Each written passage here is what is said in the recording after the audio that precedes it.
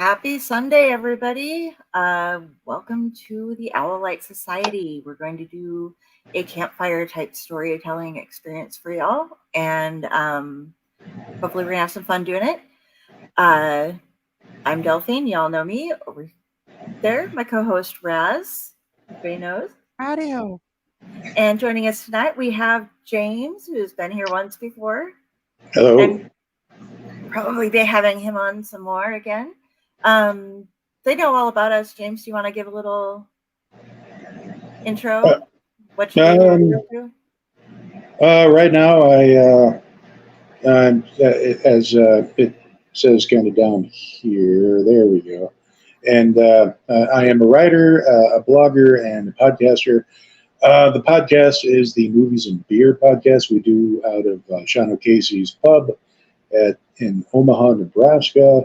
And today I just posted the new one that we did for the new Guardians of the Galaxy movie that we watched last night. Is it good? All I'm going to say is, if you thought the second Guardians of the Galaxy movie got you in the feels, this one will do so times 10. Nice. Yeah. Okay. So go sit with Mom when she watches that one so that she doesn't have to be sad alone. Have yourself a big box of tissues, whatever comfort food you may need. But this one did the that particular series proud. Okay. So, I watched a movie that blew my fucking mind last night. It was Renfield. that was a great one too. Oh, I don't know why everyone hates it and it's being panned so hard. I think it's one of the most brilliant things that Universal has done in a very long time. Yes, it was a continuation of the original 1933 version. Yep. And they just kind of worked off that. This is a horror comedy that is really big on the core, let me tell you. Oh, yeah. And Dracula wasn't even the central character. It was Renfield. I love Nicholas Hoult, so yeah. I'm willing to watch it. I'm putting aside my hatred for Nick Cage. I got a question for you. Do you like Bela Lugosi? Yes. Because he did the Bela Lugosi Dracula, the look, the feel, the original fonts. I mean, holy fuck. I shed a tear when I saw that before the movie even started, to seeing that stuff and seeing like what they were doing. I was just like, holy fuck, they get it. Yeah. They're getting it. I was impressed. I also really loved Dracula Untold. I really loved Tom Cruise's The Mummy, and I don't give a shit who didn't like it. I thought it was great for what it was meant to be. It was decent, but you'll never surpass Brendan Fraser. Yep, impossible to do. Impossible, hands down impossible. Fraser. And I also very much also enjoyed the Invisible Man. I think the modern. I did too. I don't know why the Monsters universe failed. I don't know why they're putting the pin in it. They've created some great shit. They need to listen to their hearts because they're doing some great shit with it and stop worrying so much about people that don't know what the fuck they're talking about. Hey guys. See, the Blumhouse Invisible Man that they did, fantastic. Everybody else was just, no, I don't want to watch it. I only watch good movies. Screw you guys. This was a fantastic movie. There was some genuine just tension and just this. There were some jump scares that really worked, like when she threw the paint down the ladder. Oh, God, yes. God. And the science behind it actually works. This is a good theory. His suit was fantastic, but the whole thing was just about it. It's a trigger warning because this whole thing is about, toxic relationships and everything. So it'll get people talking. It felt like they started with the core material of Hollow Man with Kevin Bacon, and then like adjacent to that, but way fucking farther, like mentally. Like it was just fucking. I remember seeing the Hollow Man in the theater. Yeah, and also a little bit of the Chevy Chase Invisible Man from back in the day, the memoirs of it. Yeah. Had a little bit of that in there too, a little bit with the drug use and some of the weird fucking things that Chevy did in that one. Yeah. I had fun with. You might have both read the Invisible Man story that I did when they were doing a Universal Pictures book anthology. And started off with my Bride of Frankenstein. They're like, we've had over 250 people submit Bride of Frankenstein stories, so please stop.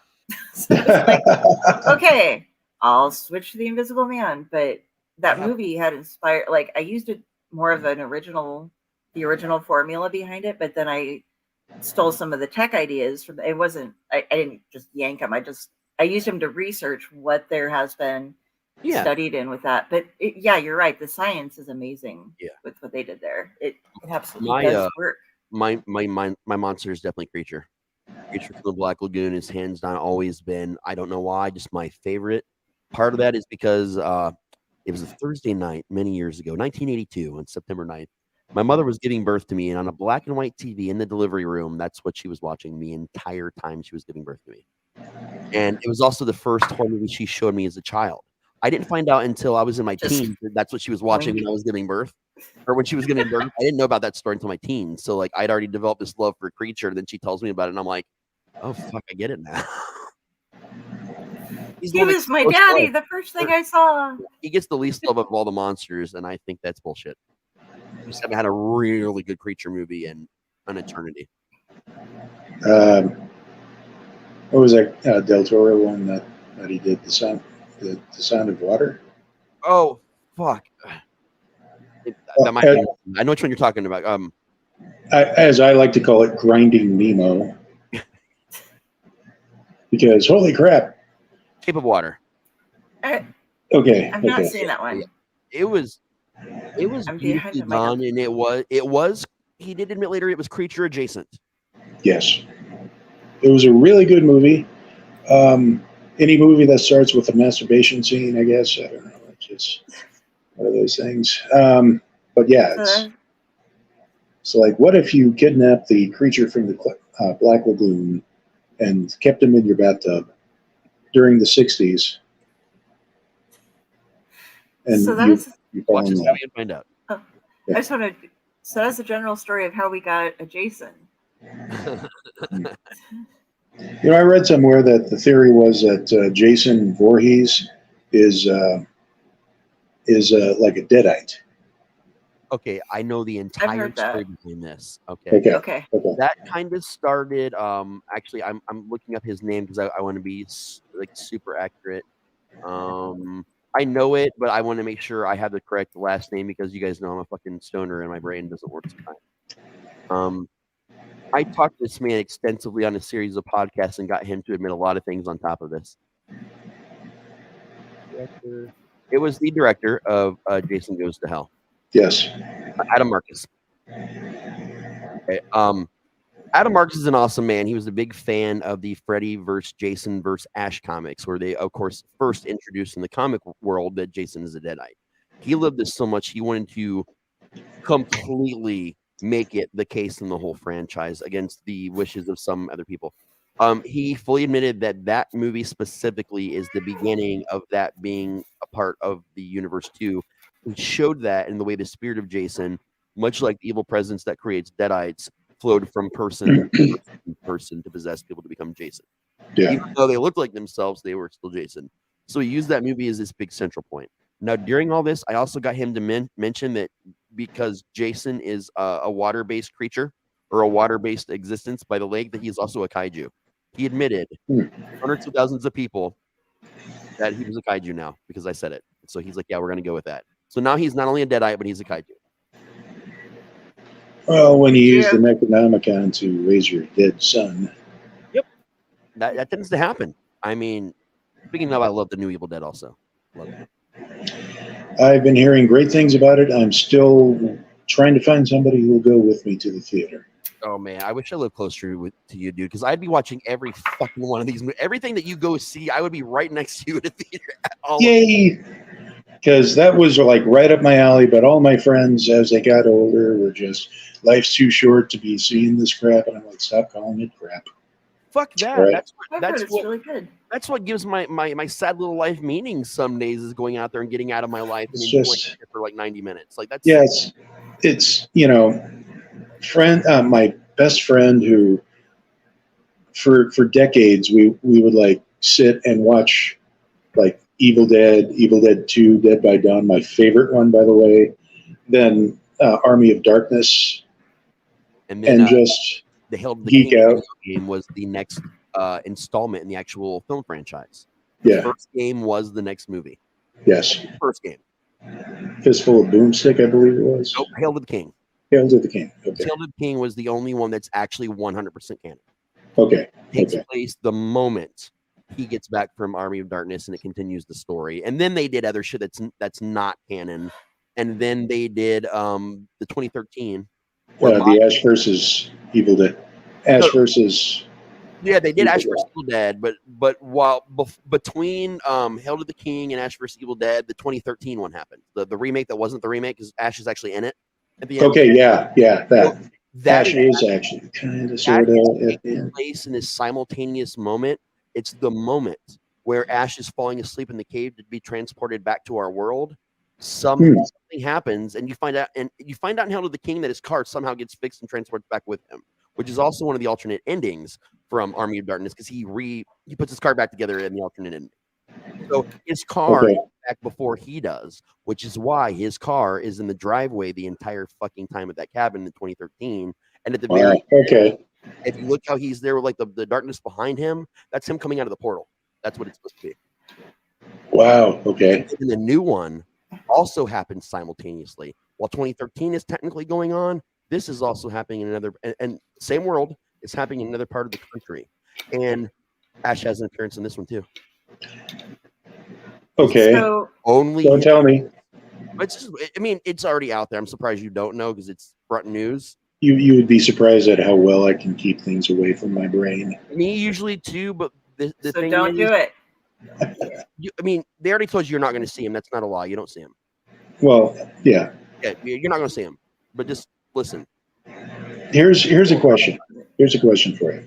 On the 2013 remake, do you think that maybe they kind of dropped the ball by not getting Slayer's raining blood for the end battle thing? Man, I always wondered why they didn't. Apparently, it was part of the plan. What came out a little bit later from Bruce was that they actually approached for that, and the amount of money they wanted because you're Evil Dead, you've got Evil Dead money was so obscene, and it was a moment where they felt like they were being talked down to and being slighted by the agent in control of the rights of the music, not the band, not nothing like that, but the agent house in charge of the music. That there was a moment. Where they just felt disrespected about it. Because it just picture it. She's standing outside after all the shit that just happened. It's starting to literally rain blood from the sky. It's silent. And then you hear doo, doo, doo. Your nipples get hard. Oh yeah. Oh, they do. I dare you to listen to that song and admit that your nipples didn't get hard because you I have a quick question about the car. Yeah. And this is just something that I can't remember if it's something that I remembered or something that I thought of at the time. Or if I'm just completely off base here, and I could be. But in Fallout game, like it was either the first or second Fallout game, the one where if you walked around in the desert far enough, you could that's find. Vegas. That's Vegas. No. It wasn't that advanced. But you could find like some of the Easter eggs included in it were like the whale and the potted two. plant. That's two. Okay. Is the car that you fix up, is that car? It's supposed to be that car, yeah.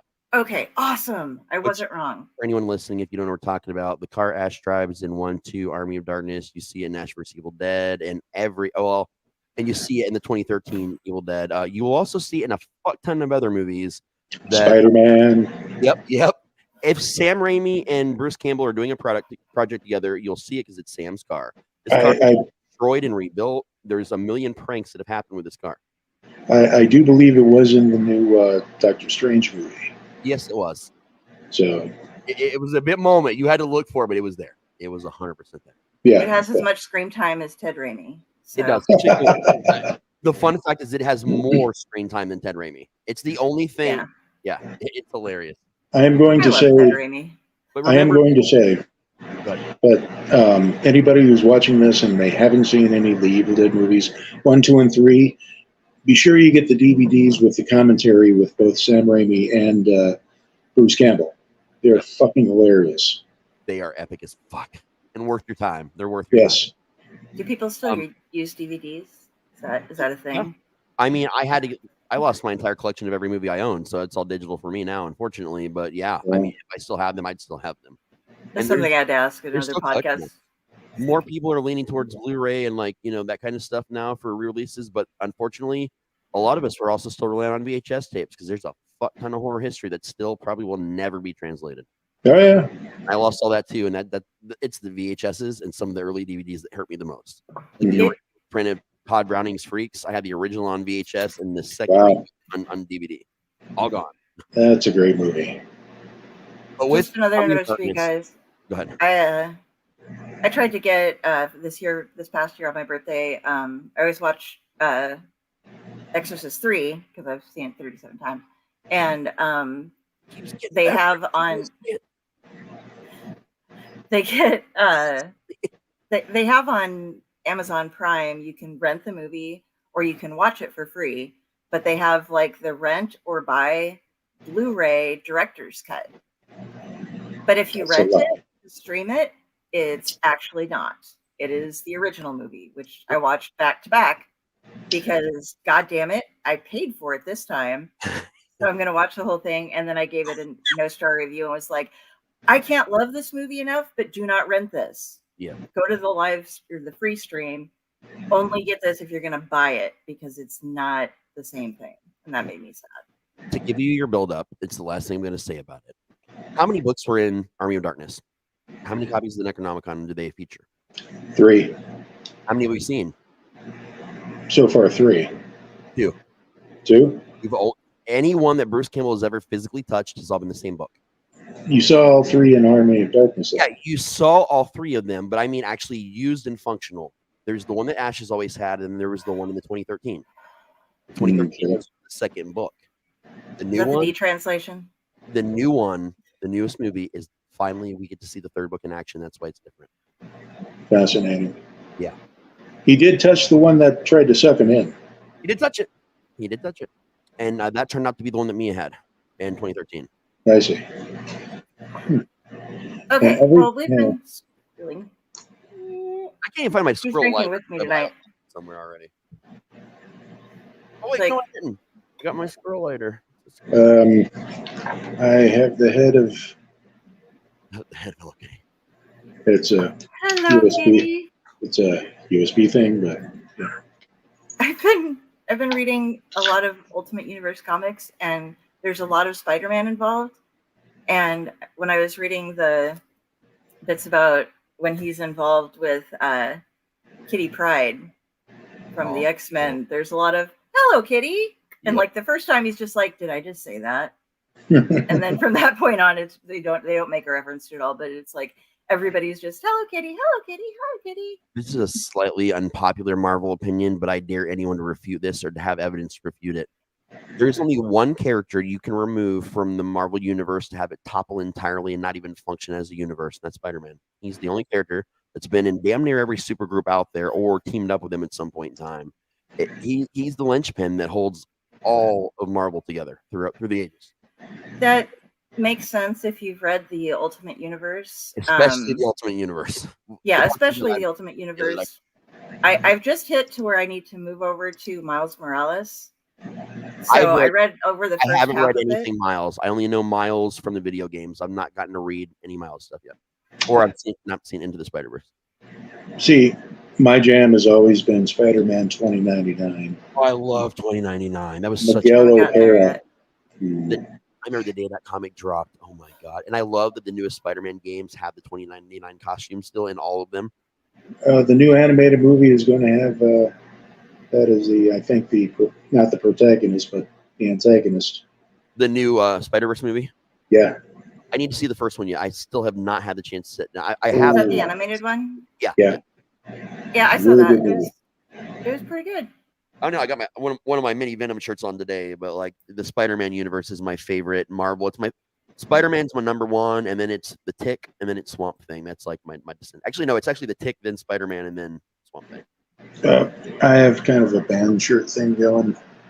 Fuck yeah. Ooh, This is nice. a death metal band called Taking the Head of Goliath. Nice. You have to send me some tracks, man. Yeah. They're from Chicago. They're brutal. Chicago. Chicago. Planes, trains, automobiles. I'm gonna show off my shirt. This is one I made. It's available on TeePublic, mostly for my family. But my mother's name is Karma, and this is her mantra in life: life is choices. It's available in a variety of colors of ink and T-shirt, all different kinds of merch, though. But if anybody was wondering if Karma is a bitch, she used to go out. She used to go out with some of her friends after work, and they were called the VIBs, the very important bitches. And she was the grand poobah. So yes, Karma is indeed a bitch, and not just a bitch, the head bitch, and proud of it. So. And I wanted to point out also, because I didn't get a chance to do this earlier. Well, you guys don't know James as well, though he has joined us previously on one of our shows. And if I have anything to say about it, you'll see him more. So know this face, know this beard. Gonna have him co-host some stuff pretty soon too, because Raz is gonna be lazy. Hopefully, we're going to be talking a lot about movies and various other things. A lot of what we did the whole opening of the show, I have a feeling, is going to be a big chunk of that too. So I'm excited as fuck about it. Yay! Yeah, this is usually our we're just gonna start in and tell stories, but we're all like, we got so much shit to talk about. Yeah, we also have another guest joining us shortly, so I figured right. a little bit of scrolling around. Yeah, gotta do some scrolling. Keep scrolling. Yeah. I just got the shipment order for the thing that we're going to be opening in June. Yeah. For our Unwrapped, I just ordered some stuff, and at least one of the Unwrapped packages, we're getting another one from John Kreisa. This is going to be a full Sandman-based mystery comic book set. Yeah. He made up like 15 of them, and one of them includes, he made 15 random boxes and then is just shuffling them around and sending them out whenever. And one of them includes the entire first 6-run series of the original Sandman. And you should, if you like Sandman, you got to check out. It's Kreisa. Well, if you like comics, you got to check out John Kreisa's stuff. I've linked him before, but Jen, if you're interested, I'll send you, because he does great deals on stuff. And if you're interested in opening stuff with us, he does, like, if we have multiple people who all want to do something, he'll send out like discounts, because he's just awesome like that. I was going to try and do a different box and open it in the next show. I mean, some things happen, so I may have one, I may not. I'm working to see what I can do. Oh, I'm definitely. We're gonna have your cars down is a bit. Yeah, we're going to have this month though. Next week actually. Steve Van Sampson, who was on our first episode of The Clutch, his book Black Honey that we were talking about then, the Ultimate Edition just went out, and I got mine here, and it has so much merch in it. It's insane. Like, they even came up with something edible. I'm not gonna. You can see it online, I guess. They came up with a black honey hot sauce, and the only way you can get it currently is to have ordered one of the. There's only 50 of the Ultimate Editions, and that's the only way you can get it right now. But later on in the year, they're actually Rough House Publishing is going to have their own line of hot sauces coming out through this kind of specialty release company, so you can order it from them then. Yeah, that immediately made me think of a book that was made entirely out of fruit roll-ups. Yeah, like it's edible fruit roll-ups. Right on the fruit roll-ups. Done with this page. It's so strawberry. That is the blood. Oh, so or it tastes like snozberries. This is the liquid book. There's a little bit different of an episode, because usually we only do horror, but we decided today to do a little bit of everything. So we're not always only going to do horror. That's just generally when you sit around and tell stories by a campfire. You get one of two stories. You get drug stories and you get horror stories. So today I'm going to do one of each of those, but everybody's going to do kind of their own thing. And, that's what today is. It's our own thing today. And last month when we were doing this, I was like all about telling you guys this story about a shoe. And story about the shoe. Yeah, so I built up and built up and built up all this stuff, and I was like, oh wait, no, I'm not reading that story. I'm actually reading this one. So now I have Actually, 2 stories involving shoes. this entire first part of this podcast here is what normally Carrie and I's pub night usually turns into, as far as our discussions. It's like rabbit hole, rabbit hole, rabbit hole. Let's get back. No, rabbit hole, squirrel. You know. But we do it so, like, even adding me into it, I feel like the 3 of us are just kind of made to do this. Like, this is just, it's so seamless. We don't talk about this shit beforehand, guys. We just get on here, turn it on, and it happens. But we know what we're doing. Even if you don't think we do, we totally do. Or I'm lying. It's also possible. It's controlled chaos. And I'm showing off my brand new fancy smoking tobacco pipe today because I'm feeling fancy when I tell stories. So by the end of the show, I'm going to give this pipe an official name. I don't know what it is yet, but it'll happen. It'll be my very first ever live on air pipe name. So send in your suggestions. See what you come up with. We'll figure out. Name Raz's pipe. It's a new show. Yeah. I'm going with Eldridge.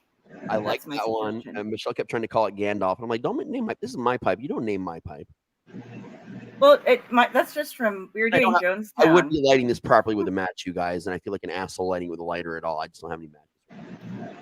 Okay, Jenny's dad says Frank. Okay. James, to fill you in on the Eldridge thing, we were doing a Jonestown episode on You Can't Sit With Us the other night, and one of the people who, I think it was somebody, wasn't Raz, who escaped Jonestown, or a child of somebody who escaped Jonestown, their name was Eldridge Cleaver. And I kept thinking they were saying Eldritch Cleaver. Yeah, and I was like pulling out my couch, and I'm like, this is the Eldritch Cleaver. It has tentacles and stuff. And then I was like, oh no, then you have to have like Eldridge. If it's Eldridge Cleaver, that's Beaver Cleaver's, cousin from Innsmouth that comes to visit every now and then. Yep. So it was epic. But they were saying Eldridge, and and we're just like Eldridge is cool. We want to be the but Eldridge California accent. That's actually a nice name. It looks like it has finger bones in it. It does. Like, you can't really see, like, there's a lot of patterns like in here. I'll actually turn the light on at some point and show you guys for real. But like, it's nice. It's very, very nice. It's all corked. It comes apart in all the different sections and easier to clean. Yep. Super easy to clean. I'm just drinking out of my magic whiskey glass. My brother-in-law got this for me 2 years ago. I'm trying the wrong way. The way things work for Christmas, and it's magic because no matter how much bourbon is poured into this glass, it only counts as one finger. So there you go. So how much have you had? One finger. That's it. Nice. The glass was full. It was the Hulk's finger. Shut up. It was it's a finger. You didn't say whose finger it was. Exactly, right? The T-Rex. They don't have fingers. They do now. They kind of do. Those are claws. Was that the running joke we started the other day? I was just like, they do now, and then I said like 5. It was the last unboxing video, I think, is when that whole thing started. Okay, so for those of you who saw The Lost Unwrapped, and I'm sorry, we're just jabbering right now. Yep. But I know we have Jenny hanging out, and she likes jabbering. So, John had sent me this box, and it's like everything about it was amazing. It was wrapped and sealed with artwork all around it. Like there was the Joker, Hellboy, Venom, Nightcrawler, Rise of the Midnight Suns, and Sandman sticker, and I think there was one other character on the outside. Then inside the box there was a Wolverine, like print size, just stuck in the box, and then 2 pieces of boarded and bagged artwork were free artwork for me and all this stuff. So this time I was trying to cut it all apart, and like he does it on this really interesting like prismatic metallic tape, and he does it in some of them are done in layers, but they were layering on top of each other. So if I went to try to like peel Nightcrawler's tail off of Hellboy, it would start to peel off his ink. So I was like, okay, I can't do that. I have to figure out how to have Hellboy, Venom, and like Nightcrawler facing this way, Hellraiser or Hellboy up here, and Venom's face this side with his tongue going here. Yeah. I have to figure out how to separate them all, and I can't, but I'm going to put them on some big board and just... Anyway, so I was like, would you please...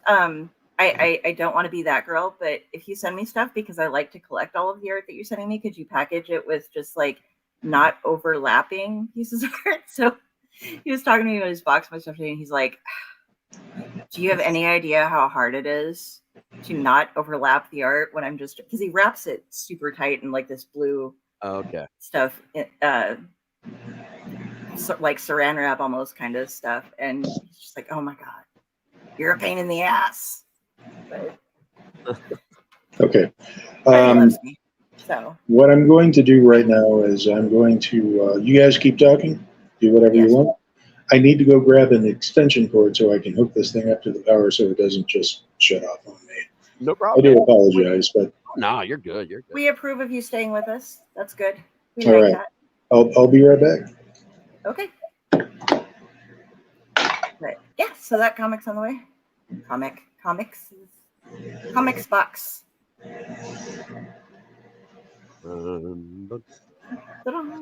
We're like, James is gone. We don't know what to do.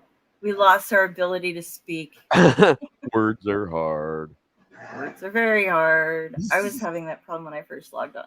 I was like, as soon as James joins in, I'm like, hi, what's going on? Cat, hi. And this is my first, guys. I'm not drunk. I just can't word it all tonight because words are hard. I wrote a bunch of shit the other night. I got something submitted. I'm excited. Yay. And then my vocabulary went with it. Because I used a lot of words in that one. I mean, sometimes you got to word it. You got to word it up, man. You know? I was a bit... I was showing off a little bit of my sesquipedalian side with that one, but it required it. So... I have to finish a chapter of the secret thesis novel, the epistolary about the haunted attraction, and it's due tonight at 11:59. It's due in 3 hours and 57 minutes. And I sat down, I wrote a lot of a chapter. I didn't like what I was doing with it. I liked it, just not for the chapter I'm supposed to be writing. And so I scrapped it. Then I came up with 5 other ideas, and I put a lot of it together. But yeah, I gotta get that done. Yay! Yes, I was so excited. I was sad because I planned on submitting 2 stories, but I had a bunch of things happen that I wasn't expecting to have happen that took up a lot of my time. And I just kept not being able to finish the one because I didn't want to start the second one until I finished the first one. But I did get the first one done, and the second one, when I'm looking back at it, I wasn't writing it from the right angle, so... Gotcha. That's kind of what I was in that chapter. I felt like the idea was good, but I needed to shift it and do it later, like way later in the story. Yeah, I my plan just was like not working out right. I tried to explain it to Mom, and she's like, "Oh, so basically Fallen, only it takes a lot longer." Like, kind of, yeah. So when Mom gets something and is making references to that old of a movie, I'm just like, yeah, you're kind of right there. I didn't think that out all the way. Yeah, but fair enough. Yeah. Have you heard back from our 4th guest of the evening yet? No, I just know he's supposed to be busy. I think he hasn't seen the link yet, so okay, cool. I'll keep it over there. Dude, I haven't even figured out the flash fiction. You do flash fiction? I don't. Awesome, because I just try to write shit when I'm in the mood to write shit, and then... But I have to have it be a day where, like, nothing's going to happen. Because I'm like, okay, I'm ready, I'm planned, I'm going to do this, I'm going to write, have hours cleared, and then it's like, oh, somebody tells me they're going to be stopping by or something. I'm like, okay, I will wait, because I cannot write when there's somebody here, and I don't want to stop, lose the entire flow, and then try to start up again. Because once you get in that groove, you're in it, you know? And then they don't show up for like 7 hours or at all. And so then I'm just like, well, damn, I could have been writing. Yep. So What what did am we- I? Another bullshit. No, we will go ahead and start stories though. I mean, I'm Okay. Jeremy, hop in when you can. No other submits. Luckily, Raz was my knight in shining armor the month before last. Is that how long ago that was? Shit, I had no perception of time.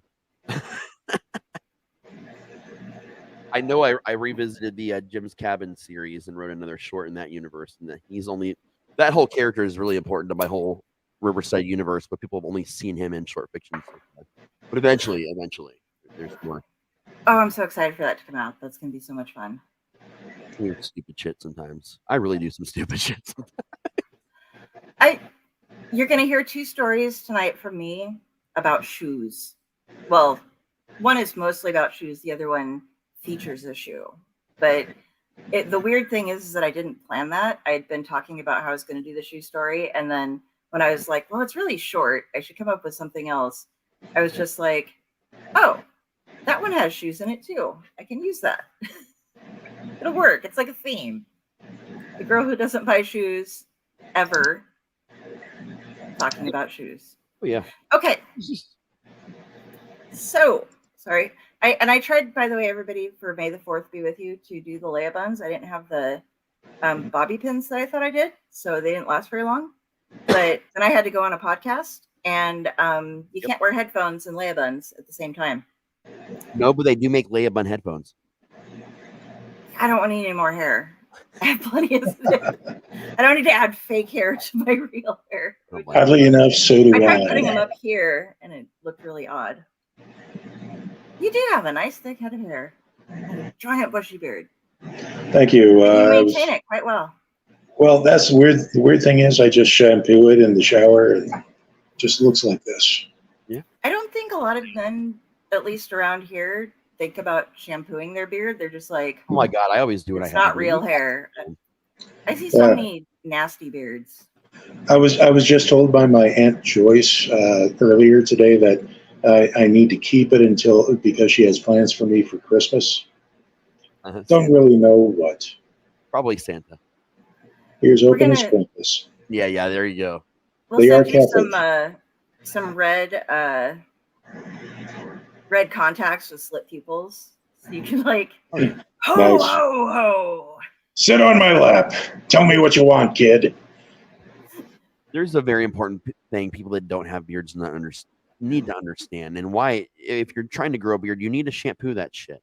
A bearded man's biggest enemy is soup, because we get this disease called soup beard, where no matter how carefully and safely you eat that soup, it does not fucking matter. Some of that soup is going up in the beard. It just happens. It's Ramen noodles kind of out of the question right now. Yep. See, anything soupy whatsoever, man. Even, and I love me some beans and ham. I love that shit. But the things end up in my beard. I know it. So you got to clean that shit. I had some Carm made ham and beans, and it was so good. She delivers it. My mom does Granny Dash. Well, not anymore. She just went back to work, but she had retired. But also during COVID, she wasn't working as much, and so she would go through and make meals for me, Madeline, my stepsister Sarah, and her kids, and my sister Cody and her 4 kids and husband, and would then like drop it off household by household. So we have she now has professional setup for it. She has all these like pans and sticker labels with her name on them for like what's on the menu, if anything needs reheated or where to put stuff, and the thermal bags, like big thermal bags for delivering everywhere. She's all pro Granny Dash now. And ham and beans is something that we all enjoy. So no one makes it because I'm the only one that eats it. So I have a hard time getting ham and beans. I love that shit. Just save the bone and you're halfway there. Yeah, that's true. Oh, and this is still Jenny, right? Yeah. Jenny's just playing with us? Okay. Jenny's 2 people tonight. She's like, I'm hoping for merch. I got my name in twice. It works. They don't know it's me. Corpse Garden. Actually, the shampoo that I use is the 2-in-1 with the conditioner, so Same. it works for me. Okay, last one, and then we'll go. One of my family members, I'm not going to say who because I don't want to embarrass them. So you're nice. I would totally out my family. Yeah, I mean, it's not like mine watch this, but people know them who are on here right now. One of my family members was out at an Airbnb thing that they did for vacation a short while ago, and we're sending us pictures and stuff, and it was like it was really weird because they'd gotten this like last year. It was like a farm styled thing, and they had like jean pillows with the pockets on the back. So mom's like butt pillows, and it was like jean something else, and it had and so she was like, wow, they're really into butts. And the beds, they had one bedroom with 3 beds that were all like almost touching each other. So they were like joking about that. And then they got in the bathroom and they took a picture of shampoo/conditioner. And they were like, well, which is it? And apparently we're unaware of the fact that there is a shampoo conditioner combination that's been around since like what, the 80s? The dawn of at least, yeah. And we're like, no, they do that. That's a thing. They just put it in there. For all you lazy fuckers who can't actually condition, this Airbnb wants you to have sleek hair. Okay, so there is also such a thing as a 3-in-1 body wash for us guys who are just lazy. Yep. And apparently in 1987 was when she released the world's first conditioning and cleansing shampoo. Jenny, I'm wondering what other 13? I'm lost for a second here. Names. One for each personality. Oh, okay. I thought you were hopping into something. I was like, I thought maybe you wanted to do one of the comic unboxings with me or something. I was like, oh yeah, he has some. He has actually under 10 left now, but if you'd like to, let me know. Look up. 13 pages. All right. Please don't. I'll get so confused. I'm already trying to get used to like everybody as they are. So, all right. Talk to me. Catch up with me after we're done tonight. I'll let you know. We're going to have him on the show for it too. So we should start talking about stories. That's what we're here for. I want to do the first one because I want to do the non-horror first to get it out of the way. And you guys know, you two know, especially you, Del, that I've lived a very long and storied life, and I've accomplished a lot of great things. I've been on crazy adventures.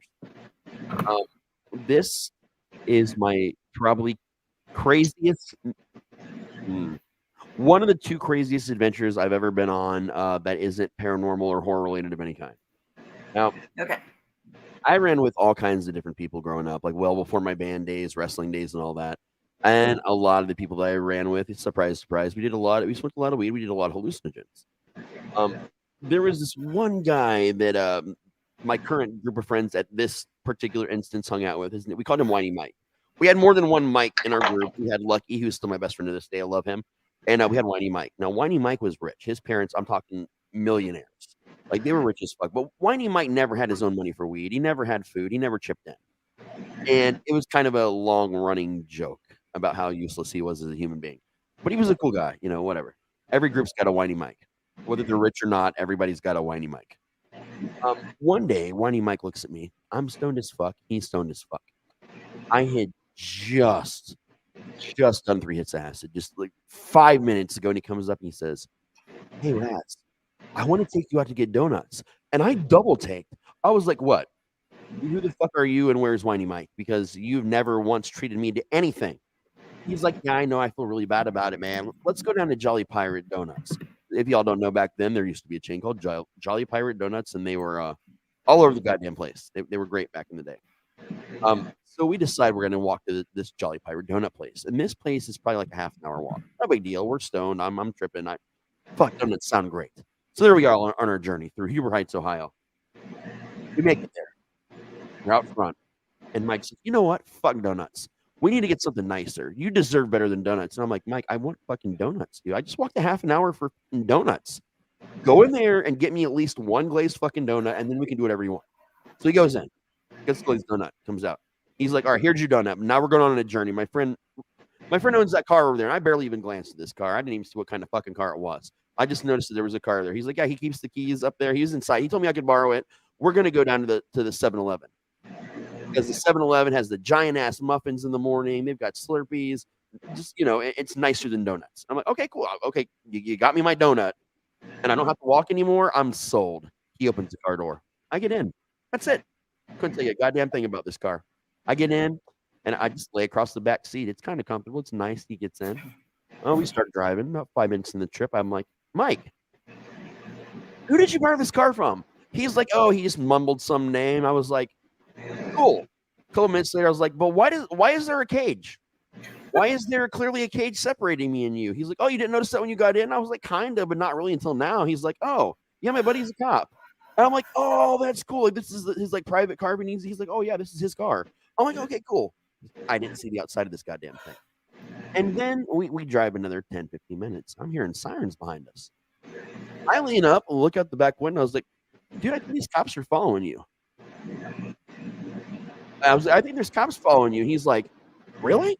That's weird. I look out and I was like, yeah, that's fucking weird, man. And then we drive in silence for another 5 minutes. He's like, dude, look what I found. I'm like, what? There's a shotgun mounted in the front of this car that Mike proceeds to hit the. Mike fired accidentally the shotgun that was mounted after fiddling with the safety and fucking with it because he didn't intend to shoot it, but he did, and it blew a hole through the top of the car. I'm like, I'm terrified now, and I can't hear anything because we're in a tiny fucking car, and there was a fucking shotgun, and so I can't hear shit. What I don't hear is that now the sirens are going, and the cars are following us closer. And then he's like, "Oh, I found something else." Once we could hear again, like a couple minutes later, I was like, "What?" He flips the switch, and I hear louder sirens because now I'm starting to hear at least out of one ear, and then I see lights everywhere, and I realize.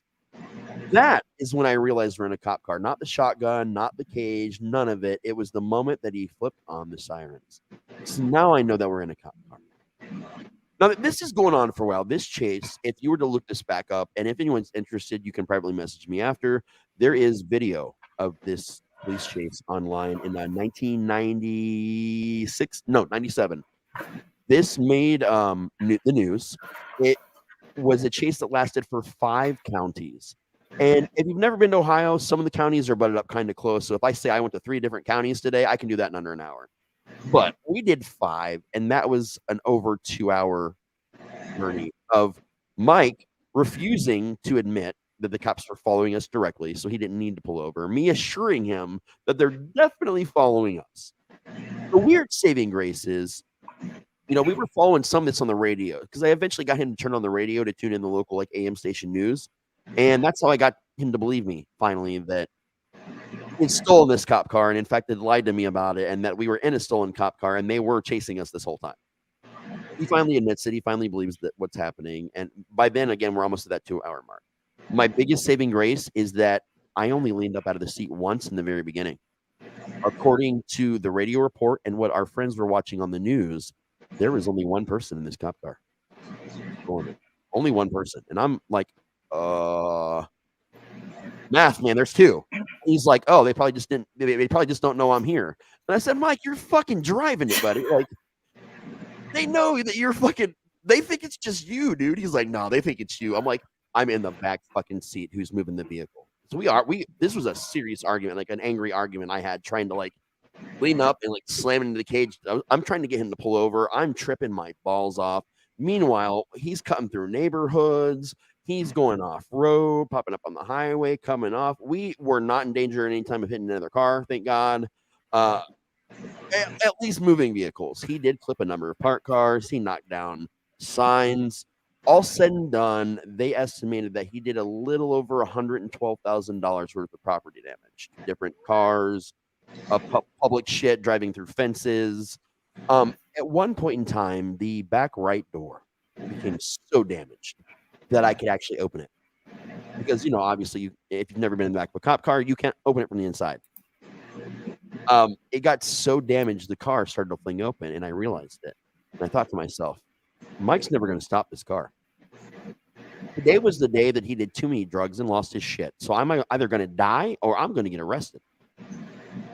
So he cuts into this one last neighborhood. We are officially a little over 2 hours away from our original location and nowhere near any 7-Elevens. Like, we're in a town that has never even heard of 7-Elevens at this point. And he turns this corner real hard. He got a big lead on the police, and I just opened it and tumbled out. I tumbled right out of the car as it went around a turn into these people's bushes.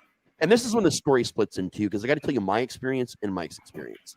Mike's experience is known because it was very well broadcasted to the world to see. And you can't believe anything he said, but I was also there for support for the court date, which I'll explain in a minute. I was never brought up on any charges for this because I was living in a bush for another 8 hours, but we'll get back to me in a second. So Mike does not realize that I'm not in the car, apparently. And according to him, he attempted to speak to me and was getting progressively angry with me when I refused to answer his questions. He did not know that I had exited the vehicle and rolled out.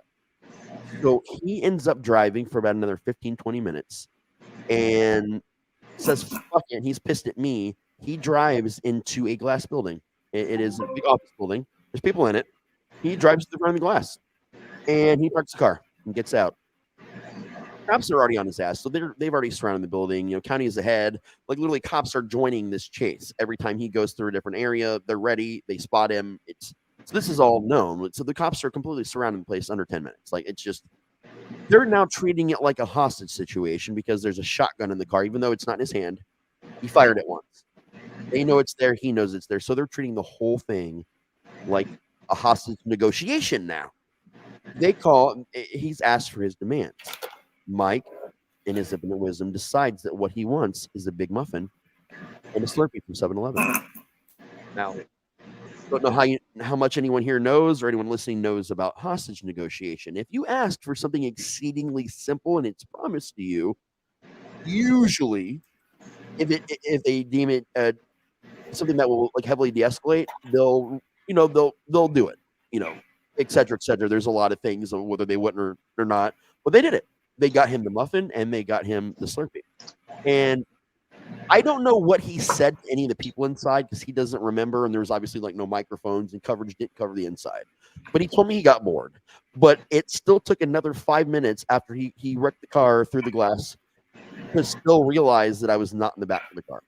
He finally went back and opened the door and looked, and I wasn't there. So he goes through this whole thing. The cops, they show up. They're like, okay, we have what you asked for. How do you want to do this? He said, oh, I'll just come out and get it. So Mike, when his request arrives, he just walks out and sits down, takes it, sits down in front of them and eats the muffin and starts to drink. And they're just like, make of him.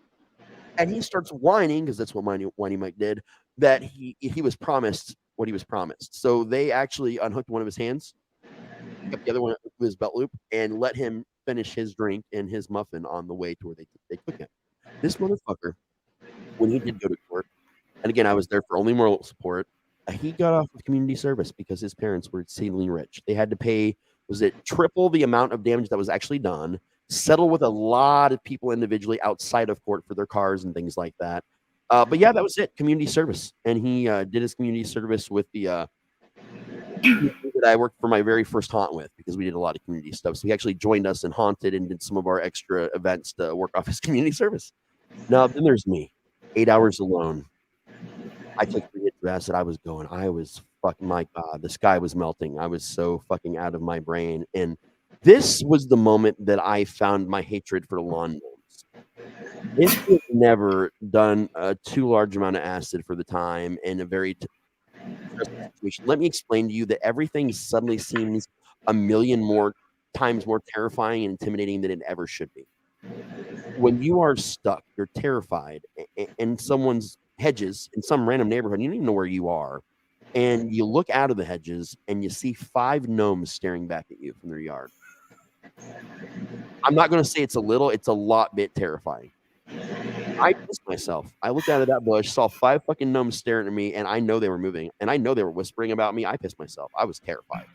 I never left the hedges. And the only reason I know that it was about 8 hours, because our friends were watching this entire thing fucking unfold on live TV. And they realized that really quick that it's Mike, because they know the cop's car. They know the cop. and they'd already heard that Mike borrowed the guy's car from our inner group of friends, also in the same city. Word got around pretty quick that it was Mike, but that was also when everybody realized they hadn't been able to reach me all day. And they thought that there was a possibility that I might somehow be with Mike, because my parents didn't know. No human being knew where I was. And there was always at least one or two people, no matter what. If I chose to drop acid or do hallucinogen, I had safety people where I would say, hey, I'm being safe about this. I'm telling you what I'm doing and where I'm going. It all happened so quick. And, I got off donuts as a fat kid. So I wanted donuts. I didn't have a chance to tell anybody. So they basically took the path a couple hours after everything was over that Mike took. And it was really easy to follow the destruction because it was fucking blatant everywhere. They follow the path and they realized they saw something really familiar sticking out of a bush. It was my pants, because I had pissed myself and I wanted to dry off my pants. And I thought, these people cannot see me. They do not know I'm in their bushes. Only their lawn gnomes know. And as long as the lawn gnomes did not tell the people who lived there that I was there, all I had to do was take off my pants, put them on the hedges on the outside, like facing the lot. So they saw my pants sticking out of a hedge, like hanging there, like almost like the hedge was wearing pants. Like they were just on the hedge. And well, luckily I found out that these people had been on vacation for a week and were not due to come home for like another at least a week. So there was no one actually home, thank God. But they found my pants and they stopped. And all I knew from inside the bush was that I was surrounded by lawn gnomes. I was going to die here. I had nothing to eat or drink, and I had 3 packs of cigarettes and a pack of joints because I would always pre-roll and take things with me. And I just sat there in that bush, 8 hours, smoking more joints and smoking all my cigarettes. And then someone tried to steal my fucking pants. The second my pants moved, I jumped out of those bushes because I realized this was my moment.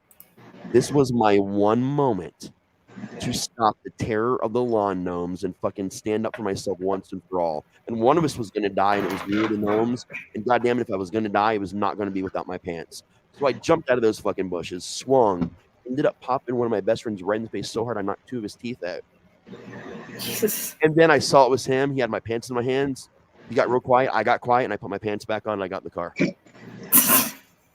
And then again, later we all went with him to that court date for moral support. But for a very long time after that, I was actually mentally disturbed by lawn gnomes, and I couldn't handle them. I have a very similar issue with penguins for a period of time. But yeah, that's probably one of the craziest drug-induced adventures. One of several, but it was the one I don't get to tell as often. But yeah, that's the time I stole a cop car inadvertently, got terrorized by lawn gnomes, and sat in someone's hedges for 8 hours without pants on. You got me beat there, man. And then I can only imagine what I miss. Oh, I'll tell you. And but the next time I tell one of these fun stories, it's going to be about the time I burnt a motel down, and we'll talk about that one another time. Well, you see, there is this need for a donut. It all started because I was high. I dropped acid. Someone that never treats me to anything ever offered me my favorite donut, which is a glazed donut. If the donut had not existed or been in question, I really truly feel like none of this would have happened. I really need to point out that drugs weren't the problem. Donuts were. So Whiny Mike is like enticing you with donuts, and then is like, "No, dude, I have something so much better than donuts. It's 7-Eleven." Dude, that giant blue muffins and Slurpees. I love me some fucking donuts, but a giant blue raspberry Slurpee and a blueberry muffin in the morning. I'm sorry. I love my donuts, but like, this is 1997, man. I'm high as fuck. If I want something more than just a donut, I'm going to do it. I didn't know that was a cop car. Fuck. I should have been able to look right at it like, that's a cop car. But no, I was distracted. I was eating a donut. No, any morning 7-Eleven's involved at that early in the morning, unless you're off on your way to work, it's probably a bad morning. Or a good morning, depending on how you look at it. I mean, I never got that Slurpee or that muffin, so it was kind of a bad day. And I got terrorized by lawn gnomes without my pants for 8 hours in a bush. So, I mean, it turned out badly. The driver did get a Slurpee and a muffin, but he had to eat them being escorted back. Yeah, by the cops. But I didn't get any charges. I didn't get in trouble for anything. I just, got a new fear of lawn gnomes. Awesome. Everybody, this is Jar Jar Jeremy. He is Hello. coming in and hanging out with us tonight. We've had him a couple times before. You can catch him usually over at the Dorkening on Splash Pages. I figure I can't say no at this point. I don't get to keep that up. I wonder what high you would do in Buc-ee's. Oh man, I love Is this a story? Those goddamn breakfast sandwiches at Buc-ee's. I will murder anyone for one of those sandwiches. I bought a lighter, a Buc-ee's brand lighter, and this fucking lighter, I took it to Florida when I went to Florida like 2 years ago, and I lost it the second I got to Florida. We rolled into Florida and suddenly it was in my pocket. It was nowhere in the car. I lost this fucking thing. Then 6 months later, on a different vacation, I find the fucking lighter in the car. I use it the whole vacation. I lose it in the car. Then the next vacation we went to Michigan a couple months back. I found it again in the car. So this fucking Buc-ee's lighter is magic and knows I only really need it when I'm on vacation, apparently. Or else the dresser people are jumping into your car. Yeah. Well, I keep telling you to take care of that quantum void underneath that passenger seat. Yeah, but I get a lot of useful things through that void. Like, let's be honest. Like, I mean, I bet you the next time I'm in that kind of road trip, if I don't find that Buc-ee's lighter, I better at least find that fucking muffin and Slurpee, or I'm gonna be pissed. There you go. There's my very exceedingly rare non-horror story. And it was I don't know. There were gnomes in there. I mean, it was horrifying to me personally, but you know. Yeah. Nothing supernatural involved except for the gnomes. Got me a new pipe, Gnomes. a much superior pipe from the previous fancy pipe I had. That is pretty fancy. It's Sherlock. Being named. It's being named this episode. So by the end of the episode, I'm going to announce a name. I'm going to take suggestions. We'll name it. We'll all name it together. So far, Frank and Eldridge have been suggested. So Eldridge sounds like a wood pipe name. It does. That's the front runner at the moment. But we got some time. All right. I'm sorry I didn't bring a lot of energy. That's just okay. Very like. I worked in a haunt all fucking day for like 78 hours. I have none either. I just dealt with children. Uh-oh, did I kick myself off? No, I can hear you, but you're frozen in time and space. Yeah. As you do. I think he'll be back. Jeremy's really good at holding positions, so he could just be fucking with us. Because I've got a picture of him like doing this. No, dude. Here's the thing. Going off the show one night. You are the queen of holding positions to make you seem like you're frozen. You do it a lot to the point where I was actually fucking with Jeremy about it a while, like on the Unwrapped show that we did. I was telling him, I was like, no, she's just there. And then Drew believed it for a second. But Jeremy was like, no, he's full of shit. he called me on it. I accidentally kicked the bottom of my computer, so I might have froze for a second. Did I? Yeah, you froze for a sec, but your Vox was fine. It was just your video. All right, fantastic. So you have a video of myself when I was visiting her at Carrie's apartment, where I'm videotaping and we're kind of messing around with her. I believe it's Alika or Alexa. Oh yes. Yeah. Okay, Alexa. Only she has this Samuel L. Jackson version of it. It's awesome. And I essentially go, Samuel, how do farts work? And she's just sitting there at her computer, not moving. And I kept thinking, was this frozen here? But no, I saw her blink. So I'm often very still. It's the next time you do that, tell Alexa to fart happy birthday. I know we were really super high a couple years ago and just saying random shit to Alexa. And apparently there is a fart app that if you tell it what kind of fart you want, no matter how detailed you were, it will go through a database. But then it'll ask you, hey, we don't have access to this fart database. Would you like to pay 99 cents? And I thought we had it not hooked up to accept payments. And one of the kids was like, yeah, do that. And it charged me $1. And this thing has a database of thousands of different kinds of farts. And I was pretty impressed. So now because we spend $1 on it every year for our birthday, we have to hear the fart happy birthday song because, why else do we spend a fucking $1? I mean, Samuel L. Jackson was $1.50 to get his voice for everything. And between him and who did Hell's Kitchen? The guy who Gordon Ramsay. Yeah, I have him on there too. He'll critique meals if you have him, but his is he only has about 10 phrases that he rotates through telling you how terrible you are. Now, Shouting is Morgan Freeman one of the voices? Not that I'm aware of. Melissa McCarthy came out recently, but okay. Not a huge fan, and my mother absolutely hates her. So does she have a voice that people recognize? Very like normally. I don't know. Of modern female actresses, it was odd to me out of people. She does have a pretty distinguishable voice. Does she? Honestly, yeah. Okay. If you know who she was and watch any of her movies, like just like listen to them, you would know exactly who she was the second you heard it if you were familiar with her. So yeah. The two voices. I would get. Oh yes. Two voices I would get would be Ozzy Osbourne, like the current Ozzy Osbourne. I don't know. I didn't know. You know. Or like John Taffer from Bar Rescue, just screaming everything at you. I'd be cathartic. I'd get Tally from South Park and the Tick. That's all I'd want to hear, just all day long, both of them. There was something that it was a GPS, and it's not real. It's something that people are making up, but they were like, okay, have all these different voices to add to your GPS, and one of them was Henry Rollins, and it was like, okay, as you're going, get ready to jump here. Which, by the way, my friend and I played a club that was about 14 blocks from here, way back in the end, just like goes through and has like this huge long story from Henry Rollins. And well, you missed your fucking turn. But while we're in this area, let me tell you about this thing that happened to me once, and it's awesome. We all. Sorry, Jeremy, you were the only one that wasn't there. We all went to Rollins together. I'm sorry. One of the spoken word things a year ago. Next time you got to come. Okay. Where is it? Nebraska. You know. Yeah, I don't usually leave my house. You want me to go to Nebraska? Probably not, Carrie. Sorry. But I mean, for Rollins. More for us. You know. I'll put you in a really small room if it makes it feel better when you're. There you go. You can ask him if you can bring a little phone of me and like sit me there. This is my ticket. Click. Yeah. Right.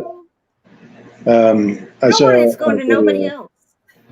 I saw in a video recently. This guy was doing Megadeth's Symphony of Destruction, only singing using Cartman's voice from South Park. It was brilliant. He'd play the dan it, you know, the thing that everybody sings along with. They go, "You take a mortal man and put him in control." And that's epic, dude. My mother found this video that she sent to me, and it was somebody doing Red Hot Chili Peppers Under the Bridge, but it was with a squeaking chicken. And then there was another one, and the thing is that we had bought the same squeaking chicken as a white elephant gift when we were on our way back from a trip one time at one of those big gas stations that has like all, you know, you can get like the knives, the shirts, and all the weird shit. And so we bought this screaming squeaking chicken, and they're like, and they're like back and forthing with the chickens, and Mom's like, I have no idea what that song was, but I think that you do, right? And I'm like, yes, I know that song quite well. Okay. That was the same chicken, right? Yes, it was. So I'm good? Yes, Mom. You did a really good job. I think I finally figured out what tick excerpt I'd like them to have on Alexa. Like, but it's got to be early in the morning. Like, I need to be able to get up and be like, tick, toast recipe. And then he would respond to me, City, I am the tick. You have melted my heart. From this day forth, I will spread my buttery justice over your every nook and cranny. Hear me, O city, my city. Your toast will never go bare again. That's what I need. Spoon. Can't you just record that to your phone and let it play? Man, I could, but like that requires effort, Jeremy. Oh. I need an app, damn it. So here's the deal. Now that you've done that, he's going to get bored and record that for you at some point in the next month. Smacking evil on the nose with the rolled up newspaper of justice. Bad evil. I'm working on Dr. Doofenshmirtz from Phineas and Ferb right now, so nice. I got some work ahead of me. I take these voices very seriously. That's an epic. You guys are all talented. I'm just like, yeah, okay. I pulled off like the British accent. Oh, I wish I was like these guys where they're able to do it like on the spot. Like they can just call it up. Like I get my nerves get the best of me. Like I have to, if I'd known you guys probably for another year or so, I could probably do it no problem with you guys. But like right now, it's like I'll sit there and be like, oh, Perry the platypus, and it just won't come out right. I try voices all the time that I think that I used to do like when I was younger, and I try to do them now, and I'm like, and I launch it because I'm so proud of it. And I'm like 2 words, and I'm like, oh fuck, that was terrible. I know how to do some days. I just fall the fuck apart. Okay. I'm so jealous of like Brandon and Jeremy and Brandon's you really good, and Drew as well. Yeah. And Brandon had like something up after, like I just started watching the Midweek Geeks. I didn't really know Brandon. I just knew like his character or whatever, but we friended each other and, you know, and he was like, what was your first impression of me? And I was just like, well, you do really good impression. I didn't realize that was like that's not like his shtick. It's just something that he does frequently. Yeah, I was just like, I really like you do crazy good impressions, and you have very tasty really good villain voices too. Like I really enjoyed the villain voices that he was doing when we were doing that read through the other day. That was he did a great job too. Everybody on that was amazing. Like that was so much fun. I need more of that in my life. I love doing the readings. Yeah, well, look forward to more to come. There shall be more. We shall be legion in our readings. Yesterday at the movie, there is a part, you'll know it when you see it, when you finally get to see it. There's a part where I kind of went with the Nicolas Cage and Face Off one. I want to take his face off, like there at the theater, and the front row started laughing. I have one question, and I only want to know one thing about the new Guardians movie before I watch it. Just one thing, and it might be a little bit of a spoiler, it might not be, but I need to know. And you can message it to me privately if you don't want to say it out loud. Sure. I can't know if Kevin Bacon's in it. Oh yeah. Good question. That's the most important thing to me. Is Kevin Bacon in the new Guardians? Because he was in the holiday special, and that was fucking weird. And of course, we all know the story about it. Yes and no. The holiday special was. I was kind of. I had put it on about a month ago, and I was just like, I'll throw this on. The kids haven't seen it, and it was really. I was like, this is way better than it should be for a little special. Oh, I made my family watch it at Christmas. Yeah. Same. Oh yeah, it's on the list. It was only 45 minutes too, so it's not like a full movie. I know the story about him watching it in the theaters with his family, and then mentioning him by name, and him freaking out, and him talking to Kevin about wanting to do something, and then seeing him in the special. I'm hoping the answer is yes. Yeah. Well, okay, so it's not really a spoiler, but he does appear in that during the end credits. There are photos from the previous movies and the special. Okay, cool. That's at least good enough. As long as he makes an appearance in some way, that makes me super happy. And there is a mid-credit scene, yikes, and an end credit scene. So be sure you see. Sweet. I never leave a theater when it's Marvel. Yeah. Until, like it's black and the ushers are coming in going, dude, you got to get the fuck out. I'm like, are you sure? Because it could come back on. I'm like, no, I assure you. It's done. Yeah, I just sit there. If nothing else, everybody else is going away, so I don't have to deal with being in a crowd when I leave. Yeah. Because I don't. Yeah. I would rather be alone when I'm trying to walk away from things. Yep. So, Blumhouse horror movies, a good chunk of them have after credits too. You gotta. Yeah. Blumhouse, they're great, but they're also hit and miss. Yep. Oh yeah, that's 100% true. However, I do have to say that some movies that I kept thinking this is going to be a cheeseball, I can wait until it's on video. Then I watch it on streaming and realize this is a great movie, like Mithrigan or Megan. That was a lot better. Like, that was like an intellectual sleeper. I feel like because there was a lot of heavy shit in there about what is right, what is wrong. Like, there was a lot of shit to unpack after you watch the movie, like to the point where you have to watch it almost immediately again. All the nuances. It was impressive. Oh yeah, and I referred to it as the grim and gritty remake of Small Wonder. So, okay, that's accurate as fuck. Yeah, that's accurate, man. So if Vicky would have lost her shit, yeah, yep. All right.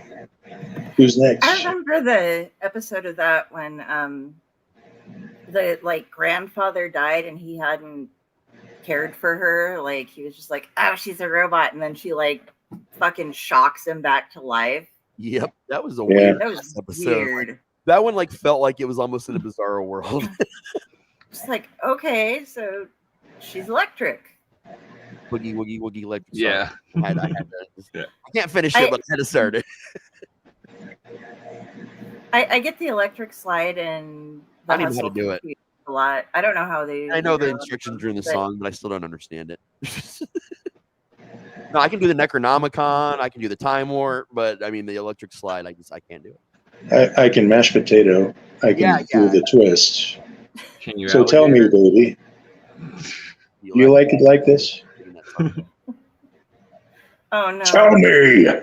So many songs stuck in my head. We were talking about writing song fics the other night, and then it became like, instead of doing like good songs, it became like, but what if you wrote song fics about earworms that drive you fucking nuts? Yep. So that's like, good.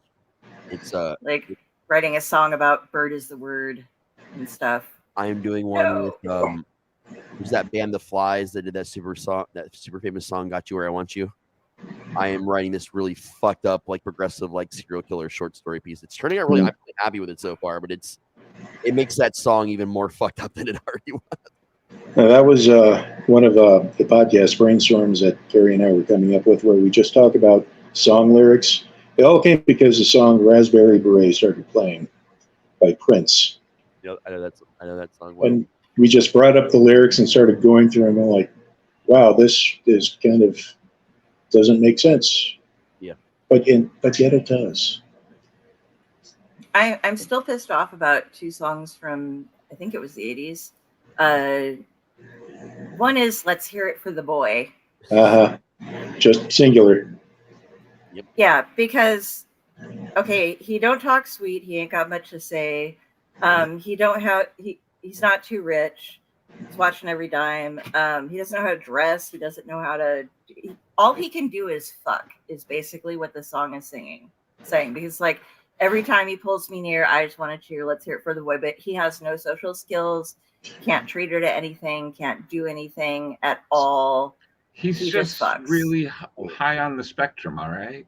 Sometimes he lets me out of the basement. It's great. It's okay, but like it was like the song that all the girls are singing. You're like, you realize that there's only one thing he can do, right?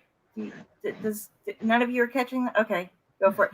And the other one is Joey by Concrete Blonde, because technically the 90s. Is that the 90s? It's early though, right? Yeah, very early 90s. Okay, but that's just like, I'm in an abusive alcoholic relationship. If you're not completely puking on yourself, come hang out. I got some cash. I'll buy you enough booze so that you can. Yeah. I mean, that album is complicated altogether. It's a fucking good song as far as like vocals and stuff go, but Flavor Aid. That's the album that Bloodletting is on. It's a great song. But okay, so we back from that rabbit trail. Drunk. Squirrel's drinking more than me. He's got some empties going. So we should get back to storytelling. Who wants to go next? I have something ready if somebody else. James. All right. I have a short one. I'm going to do two as well. All right.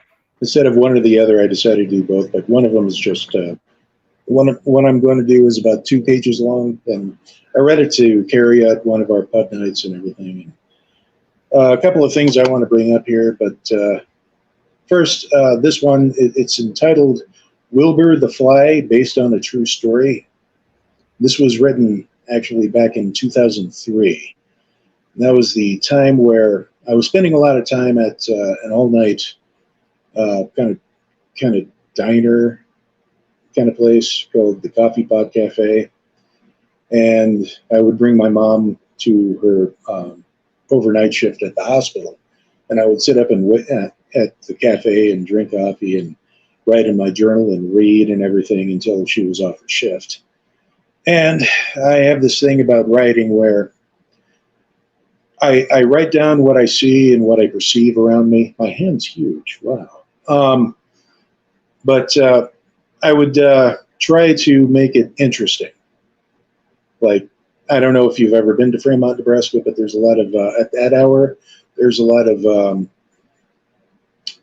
meth heads, let's say, that congregate there. And a lot of people who are missing teeth and are very loud. And a lot of people who just came from a bar that's closed because after a long night of drinking, something greasy needs to go on top of that. So this one is from one of my journals, and it's basically like they always had a fly or something buzzing around. And, well, you'll see where my brain kind of goes with this. So drawing a blank. The cackles of the slovenly white trash annoys what semblance of coherency I've managed to hold on to in this late morning. Loud, southern-tinged idiocy with a vocal lilt that grates my ears with all the subtlety of a cheese grater on tender flesh. Morbidly obese females with bodies sculpted to resemble bloated toads, with facial complexions complementing the metaphorical comparison. Male companions who have yet to conceive of the grand concept of personal hygiene, or shirts with sleeves for that matter, no doubt captivated by the bright, shiny thing zipping around a racetrack, speech consisting of a system of grunts and two-syllable words. White trash at its finest. Sadly, perhaps considered mental giants to their brood. As I light another in a long line of nicotine-laced goodness, I am reminded of why I frequent this place. Here, I am a god among the insects. Only actual insects are less annoying. Having my fill of these primitive screwheads, I turn to the only other patron that fascinates my human spectating doldrums. Wilbur the fly buzzes around the glass of citrusy carbonated concoction in lazy arcs, content with his airborne synchronicity. I was really big in purple prose at the time, I should point out. So, big words. What say you, Fly? Has life been fulfilling for you? Wilbur lands at the edge of the long, emptied water glass. Life is meaningless, he says to me as his proboscis probes the rim. I consider his words for a minute. Are all flies as nihilistic as you are? I ask him. No, he says, still exploring the edge of the glass. Make no mistake, I'm not a nihilist, at least not in the traditional sense. I happen to be more of an existentialist. An existential fly. Fascinating. As I consider the possibility, Wilbur continues his discourse. I fly around after spending months as a larva. I seek food, fly around some more, and if I'm lucky enough to not be snacked on by something higher up on the food chain or squashed by one of your kind, I mate, I reproduce, and then I die. He takes off, buzzing around my litter of books that I have on the table. 3 to 8 days tops, and then I die. Well, seems a bit meaningless to me, really, I muse out loud, lighting up another cigarette.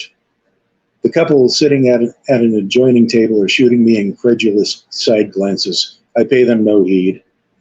It's not like I have a lot of time to wallow around in self-pity about my lot in life, but what's your purpose? What's the point of your existence? Wilbur sighs. Then he lands on my arm. I make no move to brush him off. Now who's the existentialist, he says. I just don't see any reason for your existence. Now I need a reason to exist. As God's greatest creation, you're coming off as completely dense. So you believe in God. Who else but he would create something as pointless as a common housefly and give no explanation as to the purpose of creating me? I buzz around, I annoy a few people, and I die. The punchline, my caffeinated and rich friend, is that my purpose, my grand contribution to society, is to buzz around, annoy a few people, and then die. He takes off, buzzing around my head. He certainly is proving his point. I take a drag from my cancer stick and exhale a satisfactory plume of smoke. Oh, life is merely a joke? On a certain level, yes, although I must admit I do have it better than the mayflies. They live only a couple of hours, no mouths or stomachs, you see. They emerge from their larval state, mate, then die, all in the course of an afternoon. You want to argue pointless existence? There you go. Again, I fail to see the point. Wilbur lets off an exasperated sigh. Then you never will, he says, before flying away to other exploits. I light another cigarette and take a long pull from my glass of replenished soda. The end. I still like going a lot. that That was one. nice, man. That makes me happy. Oh, yeah. Oh, wait. Forgot to unmute myself for a second. Yeah, I started unmuting you. It's like, I can't. He muted himself. Damn it. No, I love that one when you told me to it. That sounds good. Told me to Word. it. Hold me to it. You told it to me. And I still love that one. It's fun. It is one of my favorites. You have a great contemplating existence thing. There we go. I got it. It only took 3 tries. I've been noticing these. I've been noticing a bunch of different. I've been fist bump. Like I was fist bumping Jeremy, but we got to do it like this way now. Oh, see, there we go. Bam, bam. Yeah, this is kind of okay. Damn it. You There gotta we be go. careful when you're fisting on live shows. We're fingering right now. You'd be surprised just how many people aren't into fisting these days. It's a I know. You It's crazy. figure after COVID, we'd be more into it. yeah, we'd be right back to fisting, you know. But yeah, No. But people, we're washing our hands more. True. It's a lesson that we learned. or in after fisting, you got to wash. I do. Okay, I got very confused during COVID, and this is something that I think you'll understand, Jeremy. I don't understand Because much, you're as much of a hermit as I am, if not possibly just a little bit more. I only go out with my mother and sometimes James. I sometimes have to go out because that's just the life of a human being. But, I try not to. Don't you hate putting on pants? And they make me do it just to go into the yard. Yeah, I know. What the fuck is wrong with people? Oh, dude, when I lived on an acreage, I would like go out and get my mail in my jammies or a robe or something. I'd just be like, fuck it. I'm on a country road. I find There's if a you difference between a man and a woman doing it. Let me tell you. Yeah. Well, I've discovered that if you do your yard work naked, your neighbors will put up fences for you at no charge. Okay. And then sometimes they'll do the yard for you too. Like James will remember this. We had a teacher that we went to school together. He was a year ahead of me, and Mr. Hanna loved to tell the stories about how like Jehovah's Witnesses would come up to his house, like out in the country. That he lived out in the country, and he would garden naked. And so, like, often they would show up as he was just wandering around his yard naked, and it put them in a very not so happy position because he would try to talk to them, and they would eventually go running off screaming. So, I often wonder about his 2 daughters, how they turned out. Yeah, dude would do shit like seriously. I know he was smoking pot while school lessons were going on because I know people who caught him out on the dock like smoking a joint. But I'm pretty sure he dropped acid too while he was teaching because there were times when like we were taking tests in his class and he'd sit in the background and he'd do shit like he'd turn off all the lights and sit by the one glass door that went outside so he would have some light and he'd read Stephen King stories and stuff to us. Yeah. And every now and then he would just, he was a very tall man. Like, okay, it's like you, Jeremy, only with long dark hair. More of a no luxurious hair. He started going bald. It was like, well, he had very long hair. He was losing his, he was much older than you and had gone pretty far back. But Hopefully But he he would still also, is much older than me, because that would be yeah, weird. I do hope he's still alive. Yeah. But he would stand there and he would like put his hands at his side and be like pencil straight in a dress shirt and pants, and then like lower his head and start mooing like a cow, like absolutely. It wasn't just like a moo. Did he do this to you guys too? Yes. He would just moo for a while, and Moo. then it'd be done, and he'd go sit back down at his desk. Hey, we all And have that, our moments. He but, is an inspiration for me. but Sounds the like a acid, safe schizophrenic, So yeah. Oh, Yeah. his wife was the art teacher, and she was neurotic as fuck. Yeah, But the other thing, the thing where I'm saying he's on acid is because like he'd sit back at the store with the I guess there were two of them, but the one he would cover up most of the time. But he's sitting back in the very back reading a paper, and I was doing one of my tests. He taught social studies, so history. It was at that point in time, and I saw this movement going on. And I like looked back at him, and he has his paper in front of him, like sitting down on the desk, and he was chasing something over his head that was not there. Like if it had been so much as a fly, I would have seen it, how close I was sitting to him. And he's just like going nuts over it. And I look over at him and he finally like realizes somebody's staring and he makes eye contact with me. And then he just winks and goes, shh, and pulls up his paper again. And so I'm like, yep, he's fucking tripping balls. All right. Let's hear it from Mr. Hannah. He looked exceptionally like if you ever saw the Domino's pizza commercials back in the day where they were like, Andrew, get a box. What can I do with a box? Origami. And he's like, what's that? It's a pterodactyl. Caw, caw, caw. He looked exactly like that guy. Hold on, I gotta do the sound. That's my yes. sound. Before y'all ask, I know those crows. Those are crows. But when we started doing the SAS earlier this year, and Aki and I decided that was going to be our pterodactyl sound, and because I'm a writer, I can say what that fucking sound is. So we changed it, and it was a pterodactyl when we were talking about SAS, but it's still a crow when we're talking to Dell. So it's a double sound, and now crows sound like pterodactyls because fuck you. So I hate to bring this up, and since you brought up crows, what do you guys think about the new Crow movie that they're doing? I had no idea they were doing a new Crow movie, so they're that's what I doing think. it just post-production. Is it a remake, a reboot, or is it a continuation, a prequel, sequel? What is it? It's got a Skarsgård in there. Oh, well, then I'll be watching it. Which one is it? Pennywise? Bill. Okay. They'll be playing, the Crow. I'm good with that. Here's my issues. We only had 2 good Crow movies so far. Just 2. Only 2.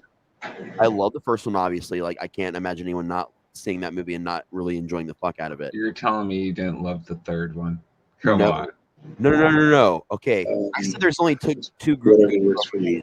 If anybody thought the second one was actually good, I'm sorry. That was a cluster fucking nonsense is what 2 was. And then I don't even remember watching 2. Yeah. Who cares? I actually disagree with you there. It was messy, but it still has its moments. It did have some good moments. I don't disagree with you there. It had some good moments. They basically remade the first one only with slight changes. But way artsier, like art house shit. That a lot of unnecessary, superfluous shit. But were they French? Well, yes, but also it had Iggy Pop in there, and that was good. So. He's terrifying. That third one, in some ways, in my opinion, it was the first of them that went direct to DVD only. Oh yeah, that was the closest to the comics because this guy, he didn't fucking know martial arts. He was a normal ass guy that a tragedy happened to, and he lost his fucking mind in the process, and he did it. Okay, like that was the story.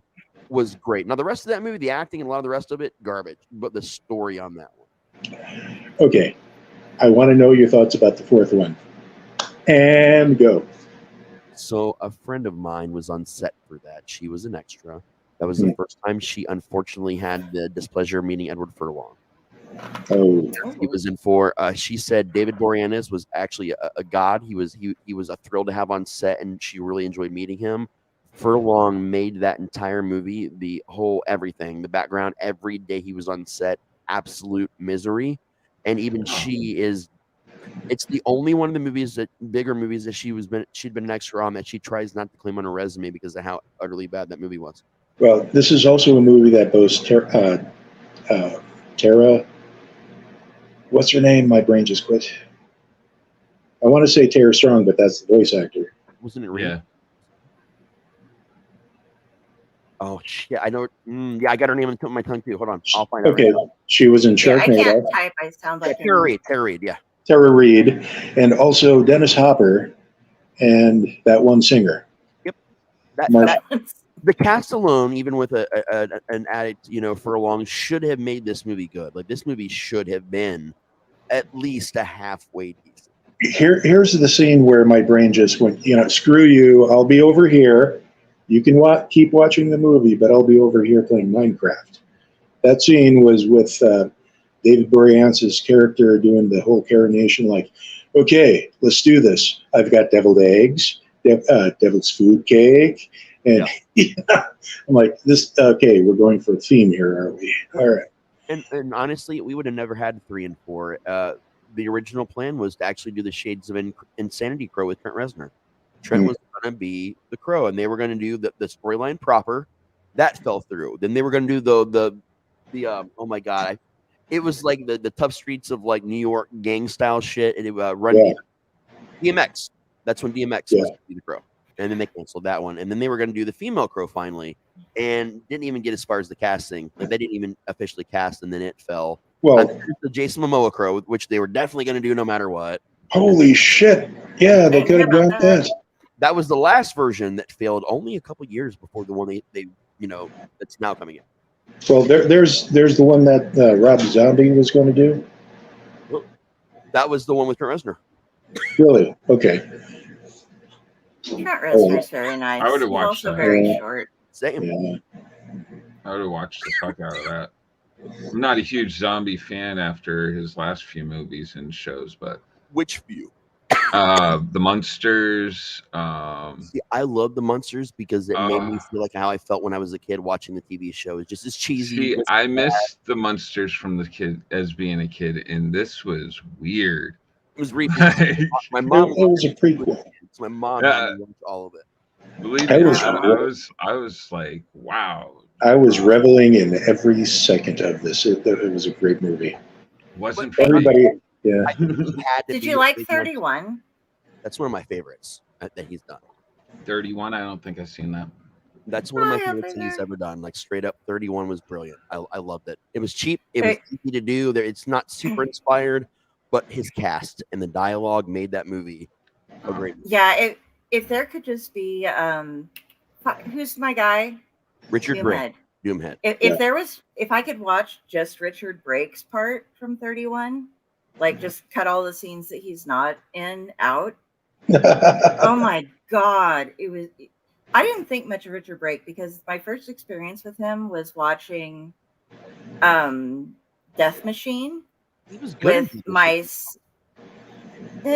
Not as it was a terrible movie.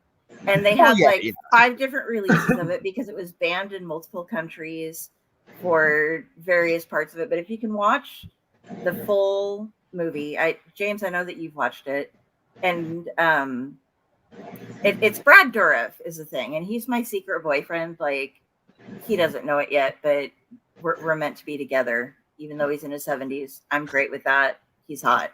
He's awesome. And he had so much fun with that movie. And it was like he and the female lead did a really good job. And Richard Brake did okay, but his part was cheesy. So it didn't really give him much of a chance to act. Yeah. So it's kind of like, eh. And then wasn't he also in either the first or second Rob Zombie's Halloween? He was like driving a truck and then got killed by Michael Myers. The first one, yeah. The 2000. Yeah, so we didn't have much of a a role in that one. But he'd already done. But then I saw 31, and I was just like, holy fuck, this guy is like terrifying. He's amazing. He can really get into a character. And if you haven't seen it, honestly, this came out last year. Barbarian. He was really fucking good in that movie too. I have it on my hard drive. I've been meaning to get to it. It's worth. He's worth it. I hear it's one of those great movies that after you're done watching, you go, "The fuck did I just watch?" Honestly, that's another one I watched immediately after I watched it and thought about it for a couple hours. Then I immediately watched it again. I'm like that though. Like I catch little details and I want to watch it again to catch more, and then I spin out from there. I keep getting really excited about all of the people that Brad Dourif is, or not Brad Dourif, he's just one of them. But the Rob Zombie keeps adding into his cast of the people because he has Malcolm McDowell now. He has Brad. He's had mostly for forever. He's had Malcolm since 2007. He's had his wife and pretty much everything. Yeah. Honestly, like, listen, as a filmmaker, and she's hot. I would too if I had, like, hello. Like, I do a lot of Sherry Moon Zombie is my wife. My fucking job. If you find my IMDb right now, what you're going to see is I've done a lot of like indie films with a lot of the same people. The reason for that is we found a film family, and anytime one of us got in a film, we'd like the hiring, the casting directors, the director himself, to hire all our friends for this job. And now, if any of us make a production, no matter how big or small it is, that's what we grab each other, because it's hard to form a family in the film, and film is a hard fucking industry to be in. It's a nightmare. It's a damn nightmare. And having a couple people that you've been through that nightmare with before, it's like, it's not like going to war, but it's the same, like the camaraderie thing. So when you find that group that make you happy while you're doing film, you want to hang on to that. And if I had his money and got to make bigger shit, I'd make you guys come and be in shit too. Like, just straight up, like you do these things with the people you love, and people hit him hard on this. How's that different from Monty Python? How's that different from all these other cultural things that we fucking love that do the same thing? There's no difference. He's doing Tim Burton and Johnny Depp and his wife. Yeah. So all these people we love and revere do this, and a lot of these same people bash him for doing it, and that's like, it doesn't make sense to me. I like that he's happy and then he does this with people that he loves. It makes me enjoy his movies more, because you can see that the actors are enjoying themselves, and that comes through on camera, man. You can tell if an actor enjoyed their fucking time on that set or not. No matter how good of an actor they are, there's always tells, and those people love those fucking films and working with it. Yeah. Hellblazer, I am very sorry that you hurt your ankle diving off stage. I hope that it was a fun time, though. I will let Hexus and Akia know. We're broadcasting here, but they aren't actually on the show right now. So. Now, quick question for everybody: has anybody here seen Bone Tomahawk? Oh yeah, movie, dude. So Bone what? Bone Tomahawk. Great Western movie. It's described as horror, but not really. It's bloody. It features some of the most ingenious Native American designs I've seen. And I was just thinking, you guys were talking about Rob Zombie and everything. I would love to see Rob Zombie direct a Western. Oh, that would be kind of dope. Yeah. That would I actually really have a big love for old school Westerns and stuff like that. It's kind of a strange thing. My wife sits there anytime I put something like that on. She's just like, what do you like? Netflix just recently came out with a few Westerns and stuff, and I hit them up hard. I was just like, these are great. What are you talking about? Yeah. Old spaghettis and everything. Like, did you catch the interview with Roy Rogers' granddaughter on Still Token? I did.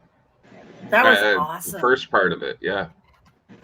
I was kind of shocked that like she was alive. I was like, wow, I didn't think anybody from that era was around still. Oh God, now I'm forgetting her name. Shirley Temple.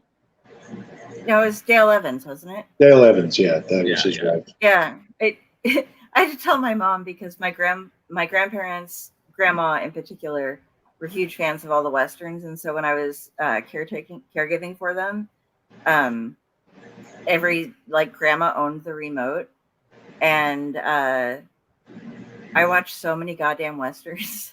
it would drive you insane. But got to see all of them, Roy Rogers and all the rest.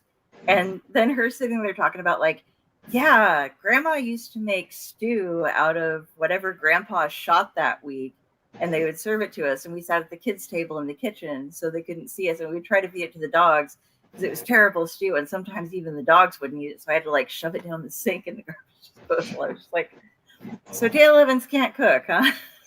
I'm telling my mom, this is just like, oh my God, that's hilarious. Grandma could cook, so, but she wasn't in movies. Hellblazer real quick. I had a blast at Chaos and Carnage. Nice. And hi, Nadine. We love you. Nadine is one of our bestest. You missed my story by the time I stole a cop car, but I'll tell you about it sometime. Don't worry. Or technically, you didn't. Yeah, I was. Yeah. It was your love of donuts. Yeah, the donut did it. Like my story about getting charged with trying to blow up a gas station. I won't go into that one tonight. But that one too. Speaking of stories, I got a lot of community service out of that one. But so stories, though, we should actually go back to the. Yeah. We've been on for almost 2 hours and we've told one story. Two. We told two. Oh, shit. Sorry. Yeah, going around. Okay, Jeremy, would you like to be next, or would you like me to hop on and do one? I'll keep on in the back seat here for now. Okay. So last time we were going to do this, I was talking up a lot about the fact that I had this shoe story to do, and the whole point behind it is that one of my friends, who's a photographer, took up a project where he was photographing either shoes that were tied together and like hanging over. It was all abandoned shoes, so they were either hanging over wire or like the cowboy boots stuck on a fence post, or just random shoes on the ground everywhere, And so he would take pictures of them. I would take pictures of them and send them to him. And then he wanted to make a book out of it. And he was like, okay, so what about if we write stories about the shoes? And I'm like, I'm good with that. I can write stories about a shoe. And I gotta see if did I put it up? I don't think I did. Okay, give me 1 second. Never mind. This actually makes that much difference. Oh, there we go. So anyway, he was doing this whole thing about having shoes have conversations with people. And I thought he wanted to have like really in-depth, long stories. And he was just like, no, I just like, it'd be a couple of stories, like 2 shoes hanging over a wire. And it'd be like this long existential debate of or at least of a couple paragraphs. And then he would suddenly be like, yeah, and what are you talking about, Joe? Or who are you talking to, Frank? The other shoe talking to him. So I'm pulling up this picture real quick because I thought I had it set up and I don't know where it is right now. So I'm making sure that I have it. But we were doing all these different stories about shoes, and I would come up with like these really long shoe stories. And he was just always amazed. So I sold this whole setup last time. And then I realized that I wasn't actually doing the shoe story because I didn't have that one saved, because I'm kind of a moron when it comes to a lot of things. So this time I'm not giving you just one, but 2 shoe stories, because I happened to find something else in my stuff that also relates to shoes. So sorry I went through all of that. I'm going to show you the shoe that started this story that I should have had loaded beforehand, and we just lost Raz. But this is the shoe that was abandoned in a parking garage that we saw after we'd gone out doing some photography stuff, because we were getting some sunset pictures from the top of the parking garage. And we saw this shoe just sadly laying there. So this is the shoe for y'all. And Here is my story about the shoe.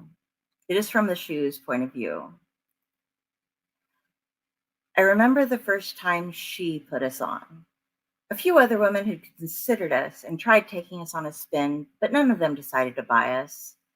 She slid me onto her left foot, followed by my mate on her right, sauntered to the edge of the aisle, spun abruptly, and her eyes flashed approval as she admired her legs in the mirror. She bought us and wore us out that very night. She knew how to wear us, too. Heels aren't for everyone. We change the way one walks. We enhance shapely calves, emphasize the butt, straighten up the spine, and make one thrust their chest out a bit when worn properly.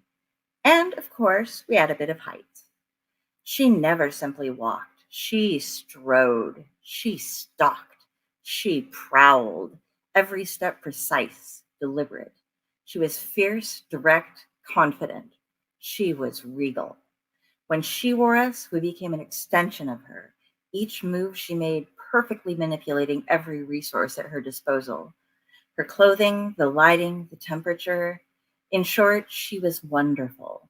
It was like being a tool used by a master. Rembrandt's paintbrush, Wilde's pen. At rest in the closet, we discovered that she owned a great many fine things.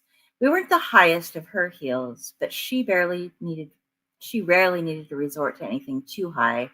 And she, though it would have been a thing of beauty to witness, never wore stilettos.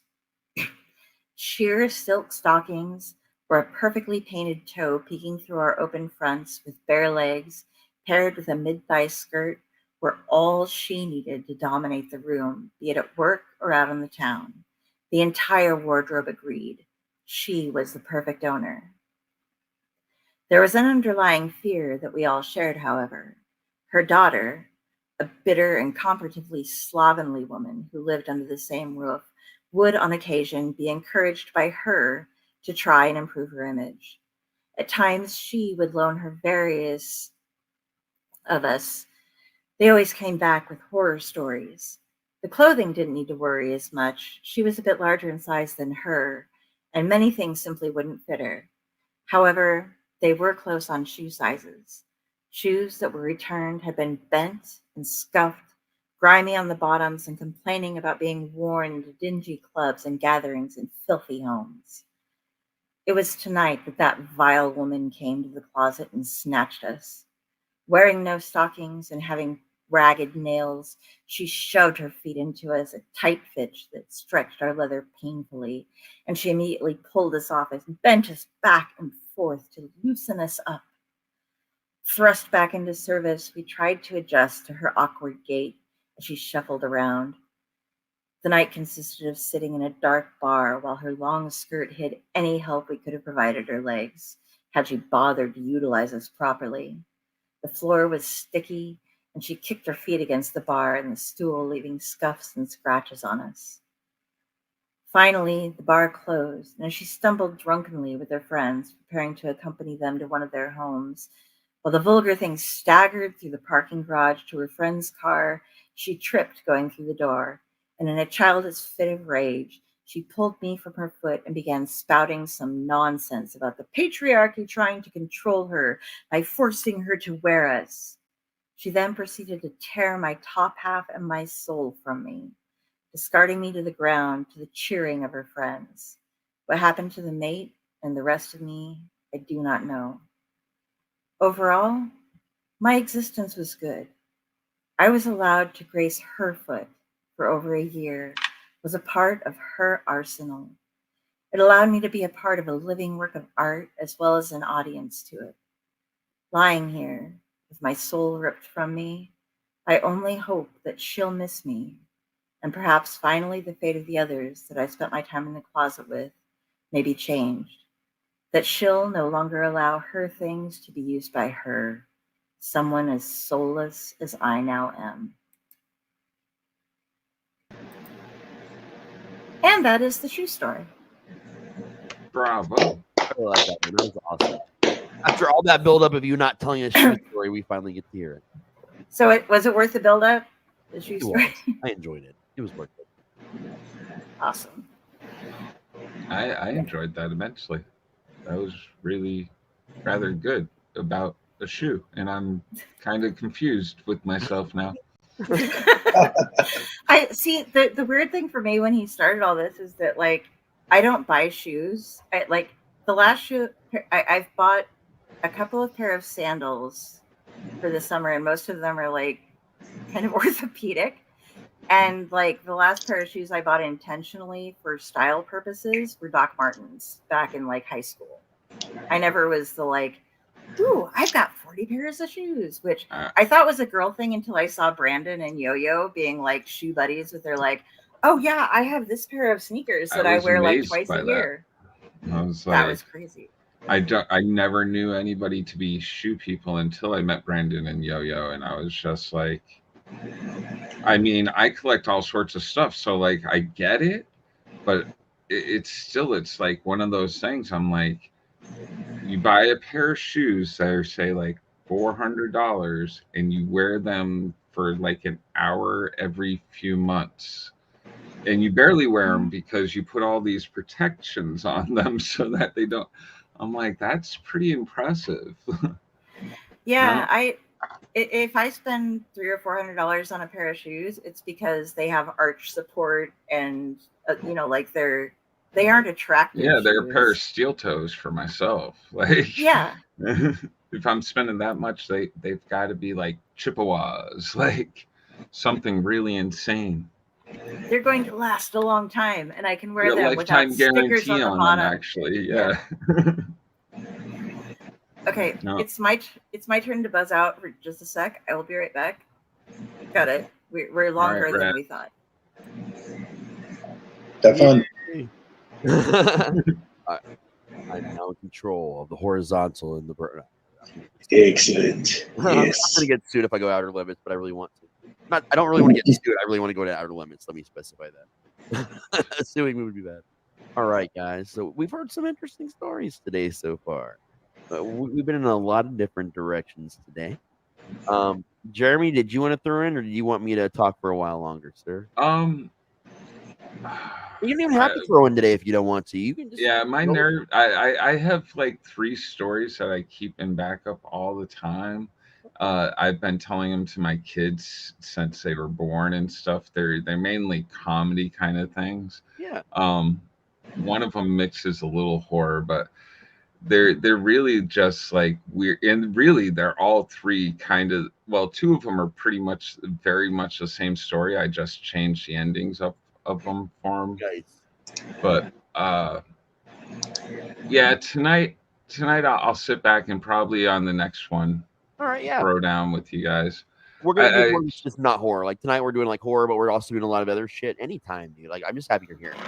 Yeah, I always need something to do. Yeah, man. So I'll let you guys choose. I can tell you another weird, wacky, drug-related story, or I can go horror. I'm good for either.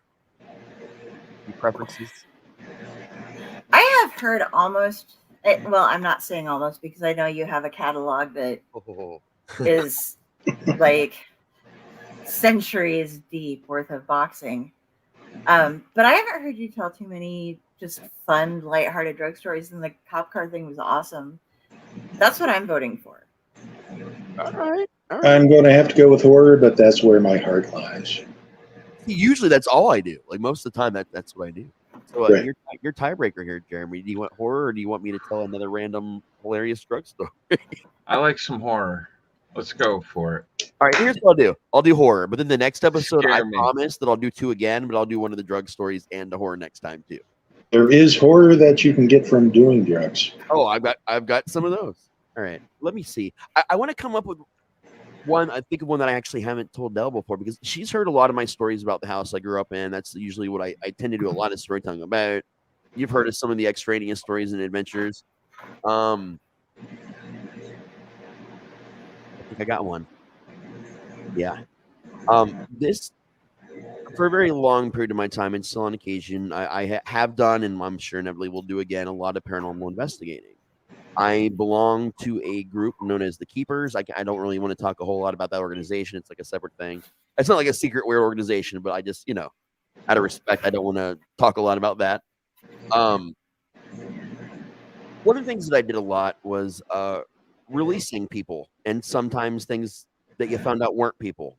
A lot of the issues with hauntings and things like that, a good 9 times out of 10, if it's not easily debunkable by pipes and all kinds of different things like that, because you guys know I'm a person that wants to believe things. I'm a person that wants to believe that big things exist, that God exists, that the gods and goddesses of all mythologies exist. Fucking if it's out there, I like to live in a world where everything exists and I have endless possibilities. That makes me get through the day a little easier. So, of the times when I've actually experienced truly paranormal things, and as much as I tell you guys a lot about this shit, there are a million stories I have that involves absolutely nothing happening and everything being bullshit. I got plenty of those too, but those aren't as much fun to tell.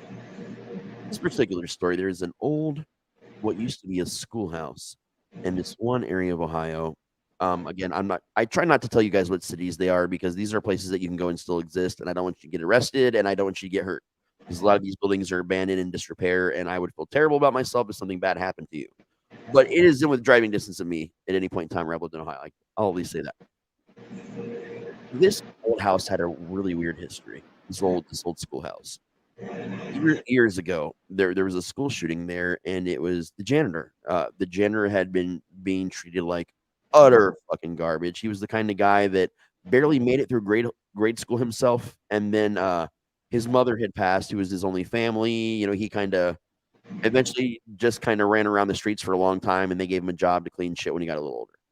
And he lived in what they called the old janitor's shack behind the building. And that's he'd keep all the tools he needed, the mowers, that kind of stuff back there. But he had a little cot back there. One day again, and this is on record around here. If you want more specific information, you can message me, and I will give that to you guys if you're listening or any of you. I'm just for your average person, I don't want you to go traipsing around and shit. This guy lost it that day, and for some reason, again, it's still not known to this day what drove him to this. He was a little bit of a drunk, but he didn't have like any known mental illnesses. Generally, he was a very nice guy, cared very much about the kids. Like he was the one person on staff the kids generally felt more comfortable going to when something was going on with their life because he was just nice and he'd lived life and he'd seen what it was like for a kid on the streets, on their own. They're young in the 50s and 60s. He didn't want these kids to end up that way. But one day he lost his shit. He came out of the shack. He killed all 11 of the kids on the playground. He went inside. The other 12 kids that were inside a very small school. It was multi-floor, but there was only actually 4 classrooms. It was really small. The class sizes were like 4 or 5 of different grades. So he went in. He killed the 12 kids that were inside. And what he believed to be all 10 of the staff members, except for one of the staff members, survived, which was the secretary to the principal. She's how we know a lot of the information we know about this place, about what happened that day. She was the only survivor. Fast forwarded probably like a decade after that, this place is legendary because anytime you drove by this place in the 70s and 80s, in a lawn-revealing story, you drive by this old schoolhouse, which by then was already converted into a historical society, which is kind of still what it is now, but it's more of a dump house because no one goes to meetings or actually fucking does anything in it, which is sad. Legendary. You can drive past here any time of day or night, and you see shadow people walking past the windows around the fucking clock, right? It's a pretty astonishing fucking thing because a lot of people know about shadow men, shadows of mortis, shadows of death, whatever you want to call them. Lots of different names. They're the equivalent to shadows that are so thick you can't see through them when you look at them, or if you look at a wall, you see a shadow following you, but there's no one actually there. Projected shadow or a solid mass that looks a humanoid shape. It was a big deal. So then when I was growing up in the 80s, I heard about it more. And then when I really started doing a lot of this investigating, this was something that I'd have, friends that were older than me, because my friends were always sometimes up to a decade older than me. Like we'd go out and party and hanging out. Like, hey, man, let's drive by that old place. It's got a legend. Sure enough, every time I've ever been to this place, day, night, afternoon, morning, it doesn't matter when, what time of year. Sit there for long enough, you'll see the shadow go across, stop, and seemingly facing you, because again, they don't have faces, and just tracking your movement, and then it walks. It's a really normal thing. Once I got a little bit of braver in doing investigations, it's one of the places where I wanted to go because I thought, again, being part of this organization and understanding that sometimes spirits just need to know they're dead. Sometimes someone that's dead just needs to know, hey, dead. You can go. You can move on. You can be at peace. And a lot of even bad things that happen are often solved by just releasing and giving the whatever's there the permission to just rest. So I thought, oh, that's what I'm going to do. So I'm now 17 at this point. So that we're talking like 99. Yeah, 99. And by now, I think I know everything there is to know about the paranormal. This is this phase of my life, like these couple years where I'm a badass. There's nothing that's going to scare me or piss me off. I can handle anything. I can fuck with, tomes that I'm finding and reading out loud, like Evil Dead style. I am bullet fucking proof to the paranormal. That's what I believe. And this is one of those times where I had my ass handed to me mentally, and it scarred me for life. And this is a building that I'm still terrified to visit, but I make myself do it every year just to prove to myself that I can, I guess. So we go to this place, middle of the day.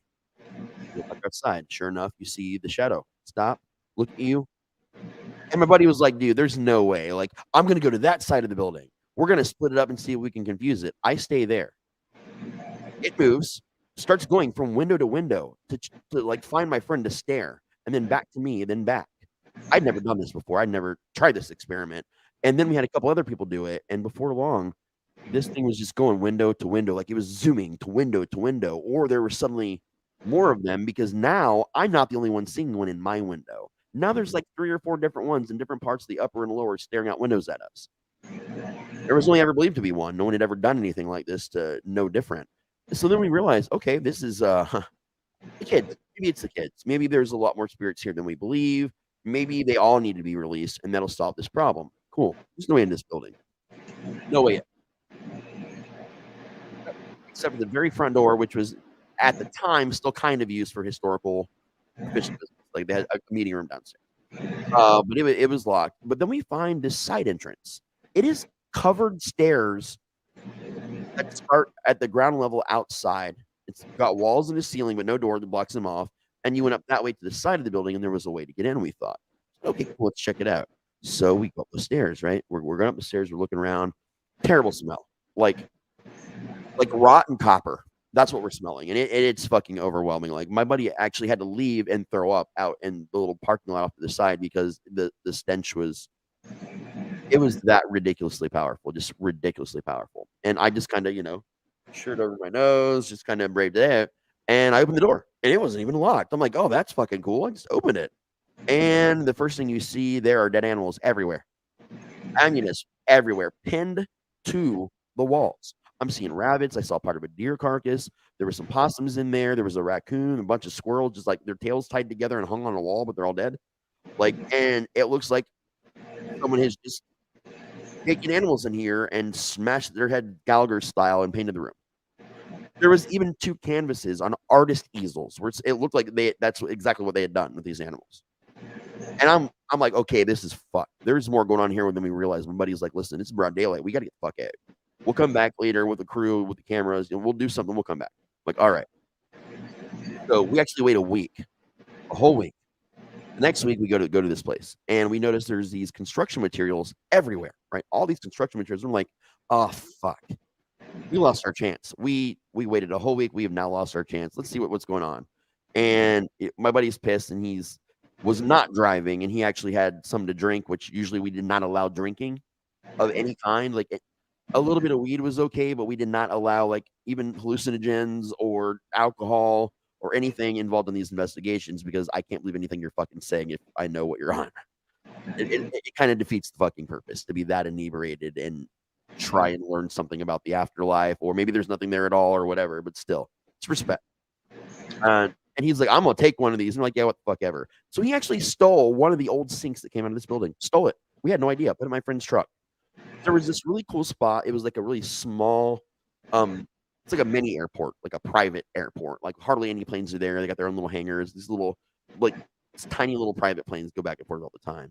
There's this place in the middle of a cornfield that had this giant circular concrete pad for no reason. You drive right to it. So we went there. And we did this often. We didn't want to go. We wanted to chill. There was corn everywhere, like literally, like just all around you. Just lay on the ground and look at the planes go by. It was really nice. So first things first, we decide we're going to go into the wood. We're going to go into the cornfield that day. I don't know why. We just decided we were going to go into the fucking cornfield. And things start getting weird because just as we're going to go into the cornfield, we realize we didn't have cell phones with flashlights back then, guys. Like if you're younger and you're more modern, yes, we didn't always have cell phones, and the ones we did had none of them had flashlights built in. So we needed flashlights, and my friend Jen always kept them in her car, in the trunk of her car. We go to open it, and we realize there's an old, like ancient ass porcelain sink. Trying to figure out where it came from. I was like, oh, I forgot to tell you guys I took that. What the fuck, dude? Like we're pissed at him because this was an item that came out of this place. You don't do that anyway to someone's property, but something that might be connected to something, even more so, don't fucking touch it. So they go to move it, and there's suddenly blood. A decent amount of blood all over my friend's work clothes, and she had to drive an hour and a half the very next morning to go back immediately to work. Those clothes. We had to figure that out later. That's not an exciting story. We washed the clothes later for her or whatever. But that was weird. And this was the kind of sink that still had the drain that you could look down in there and see nothing in there. But now there was suddenly, it was enough to kind of splash over her shirt. It wasn't like a gallon of blood or nothing crazy, but there was blood that had come out of the sink under her clothing. Old blood. Still wet. We thought it was paint. We did everything until the guy that grabbed it took it and actually licked it. It was like, that's blood. Which I wanted to vomit, but whatever. I'm not going to go around and lick blood. So we're all shaken, but we're at the cornfield, so fuck it. So we split up like geniuses with see, where how far we get out in the cornfield to fuck with each other, whatever. We weren't being smart. We were no longer investigating, so now we were smoking more. We were smoking more herb. And I light a joint. I walk off into a random direction in this giant cornfield. Occasional plane, but again, it's not a very busy place. It's like a couple nights a week. It was a little bit busy. So I'm walking on, and every time I'm walking past the corn, like I bump into it, I feel like a tug on my shirt. And in my brain, I'm like, yeah, I'm just walking a little too close to the stalks. I need to, walk a little slower, pay a little more attention when I'm going. So I start going super slow, give myself probably a good 3 to 4 feet in the very center of the rows. So this was a very like sparsely, like widely planted field. And still, every stalk I go by, something is grabbing my shirt. It is not me rubbing against something. And I'm now feeling tugged the farther I go to a point where I get grabbed and yanked back about 4 or 5 steps. And it's sparsely planted enough in this particular field that it's not like someone's hiding in the corn, dude. Like no one could hide in the corn where this was. And then you see something sidestep corn. It was very similar to that thing I saw in the hot tub that one time when I was talking to Dell, and she's told this story before, how I was saying something like stepped out from behind the tree, and then it turned sideways, and I couldn't see it anymore for a little bit. And that was before we heard the mimics, before you guys heard the voices. It was like that, but it was in the fucking corn. And I see it for a second, and then it's gone. And then my buddy starts screaming. So I run towards his voice. My other 2 friends are running to the voice. 3 of us meet up around the time to see our friend, who is sitting on the ground somehow being drugged backwards. And I'm losing my shit. Like, what the fuck is going on? Because I've already seen that one glimpse. We just start running after him. And I say running, but we're not running. It's not like a horror film where he's getting jerked at like 50 fucking miles an hour the other direction. If I had to guess the speed, we're talking maybe 5 miles an hour at best. And that's being liberal. Like we're like not even quite jogging after him to figure out what's going on. So one of my friends jumps, grabs him by the foot, and it stops. He stops being moved. Everybody's still. And so now everybody is still. And we're looking around trying to figure this all out. And I noticed that there are old, like rotted, dried out stalks, like all connected to like the back of his shoulders, his whole back. It's like it's wrapped around his chest a couple times, where it looks like corn stalks somehow magically came to life and encircled his upper torso to yank him. And whatever it was, he said he doesn't know what it was, but it made a sound like it sounded like a weird kind of a version of a scream to him that we didn't even hear the moment we yanked him free. So it ripped off, presumably whatever this was, this husk thing. And we got in the car and we fucking left. We're terrified. We've also got this bloody sink in the back of the car that came out of this place. So we are absolutely just losing our complete shit. We go to a local church. Because my friend driving, she's like, let's just drop this thing off at a church. It's going to be equipped to deal with this. We're not equipped to deal with this right now. It'll be blessed. It's fine. I'm like, that's fucking dumb. And she's like, we're fucking doing it. She's pissed. It's her car. It's her rules. So we drop off this fucking bloody sink, old porcelain sink, on the front steps of a local church. Now, this sink made it to their newsletter the following weekend. Again, different story. Nothing ever happened beyond that except for it ended up in a bloody sink ended up on their newsletter because they found it and turned it into police who Nothing ever came of it. So again, all these weird things are happening around this property and things taken from this property. Then there's other little things too that happen over time. Over a period of about 2 months, we keep driving by this place. We keep driving by it. We're still seeing the shadow. We're talking about going up those side steps again. And that couple months goes by, and then we do it. We decide to say, fuck it. They aren't doing the construction we thought that they were doing, so we're gonna go. We go. There's like 5 of us now. We walk up these steps, and again, that smell is still fucking there. And I'm like, God damn it! If they're doing work on this place, how did they not find this? How did they not see this when they were here yanking sinks and shit? It's not possible. So we go up there, and the door is barricaded from the inside. From the inside. And we're like, okay, well, they must have done something. My buddy's like, no, I can get into this. I can get in it.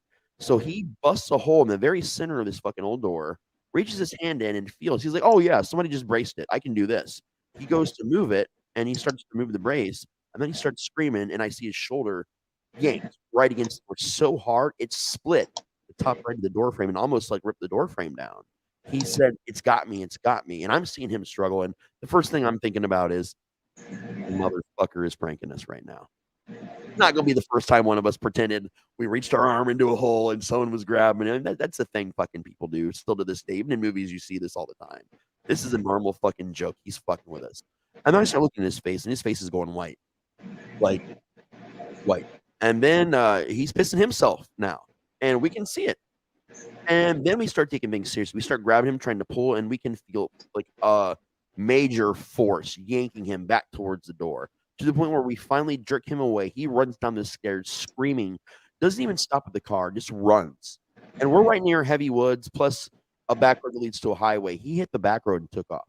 We didn't see him again until another 3 hours when we accidentally drove past him looking for him and got him to get back in the car and leave. But so me and the other 4 people are, what the fuck? One of them chases off after him, ends up stopping in the car, and we picked him up when we came back down too. And so me and the other 2 are just standing there, like, staring at this hole. My friend's, like, got the flashlight out, like, kind of shining towards the hole, starting to get closer to the hole. And I'm like, dude, put my hand on his chest, and I pull him back. It's like, you just saw him. I mean, he was getting fucking yanked. His arm was in there, and you're going to put your face in this fucking hole. How smart is that? He's like, yeah, I guess you're right. I'm like, I'm fucking right. So I get him pulled back, and I'm kind of looking around, but, like, from a distance, shining the light in, I'm not seeing stuff. And then an arm shoves its way out the fucking door. An arm that has been partially filleted in 3 different sections of an arm, so you can see flesh with no skin in some places. And someone just starts screaming and banging on the inside of that door. That your arm is yanking and swiping at us. And then suddenly you see one eye, like down there where the arm is coming out of. If you look, it's also like whoever it is pressing their face to the hole the same time they've got their arm out of it. So you see one bloodshot ass eye right at the hole, and the arm just reaching, trying to grab, and just shrieking. Not, I'm scared, I'm in pain, screaming, but something fucking unholy, shrieking so loud that it's triggering, like, just tones that are a much higher register than any other human being, even a female child, higher tones than they can hit. And it is earth-shattering, and my face just starts hurting. I remember this pressure just building up in my head from this fucking sound that I thought my ears were gonna burst. By the time we got to the car, because I was stunned. I didn't even feel like I could move on my own. I was frozen. One of my other friends was frozen too. Again, the other one also took off. By the time we came down, we had small amounts of blood right here at the earlobe. So it wasn't like an excessive amount, but I'm sure it would have been had that continued. The only thing that stopped it is it stopped. The sound just stopped. The arm pulled back in. Silence.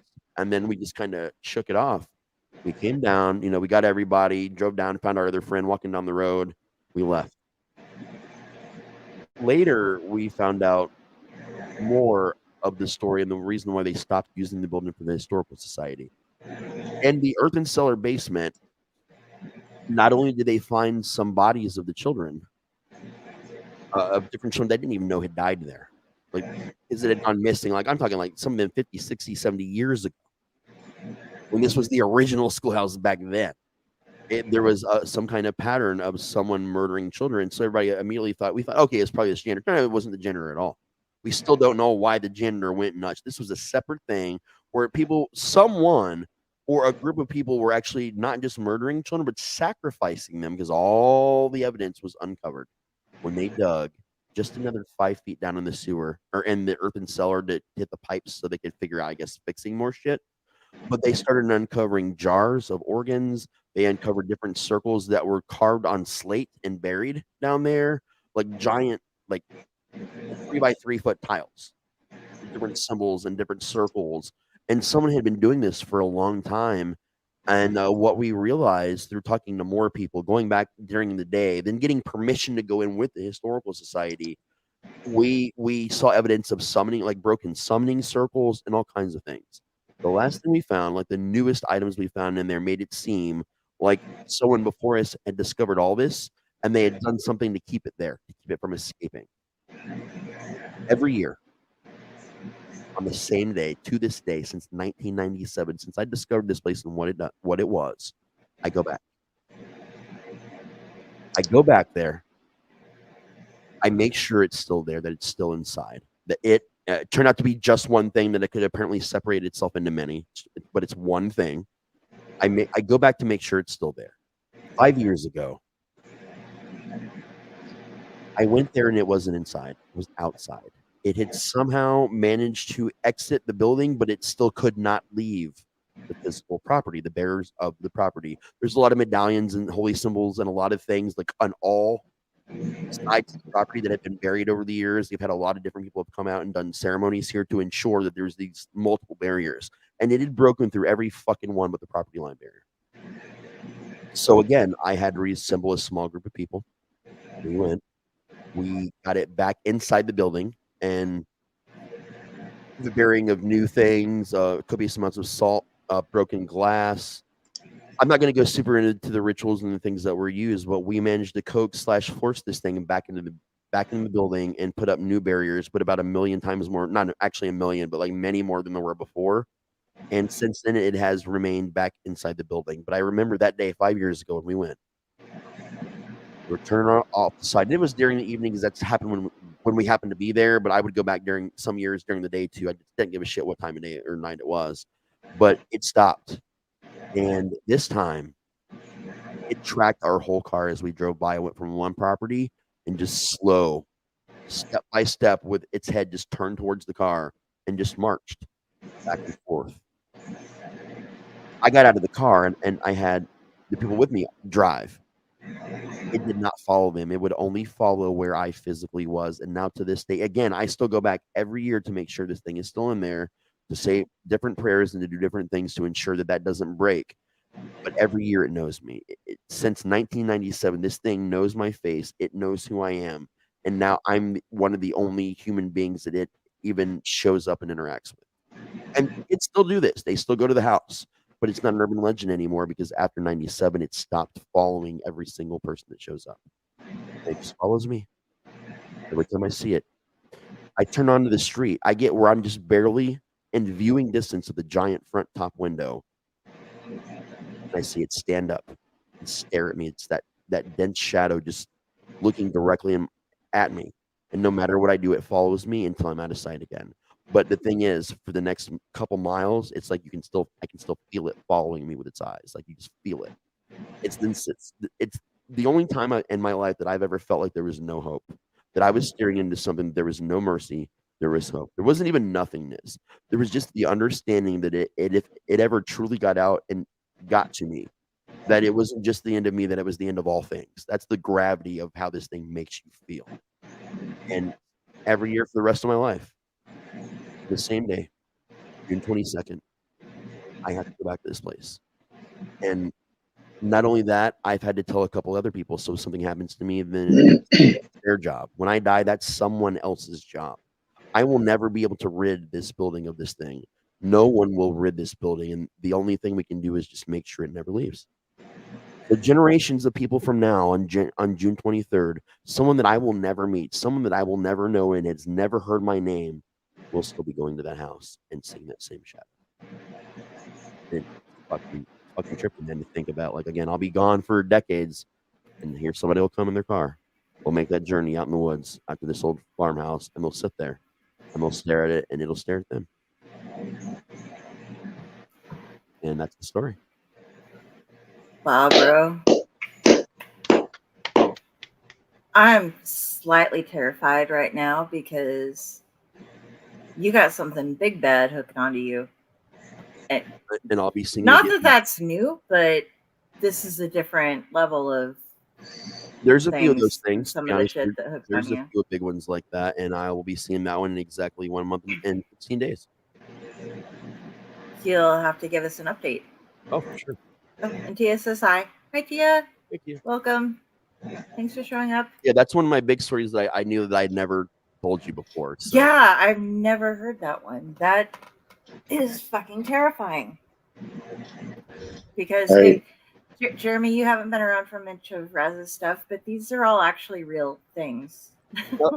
And in a number of my stories, we play a game where, what part of the story do you guys think is true? How much of it's true? How much of it's fake?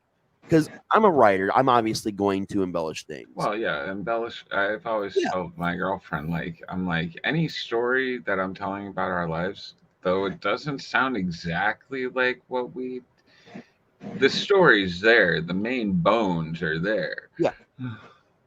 With this story, I'm just going to cut the chase and tell you that the schoolhouse exists. It's very easy to get to. You could walk right up to it. Everybody can.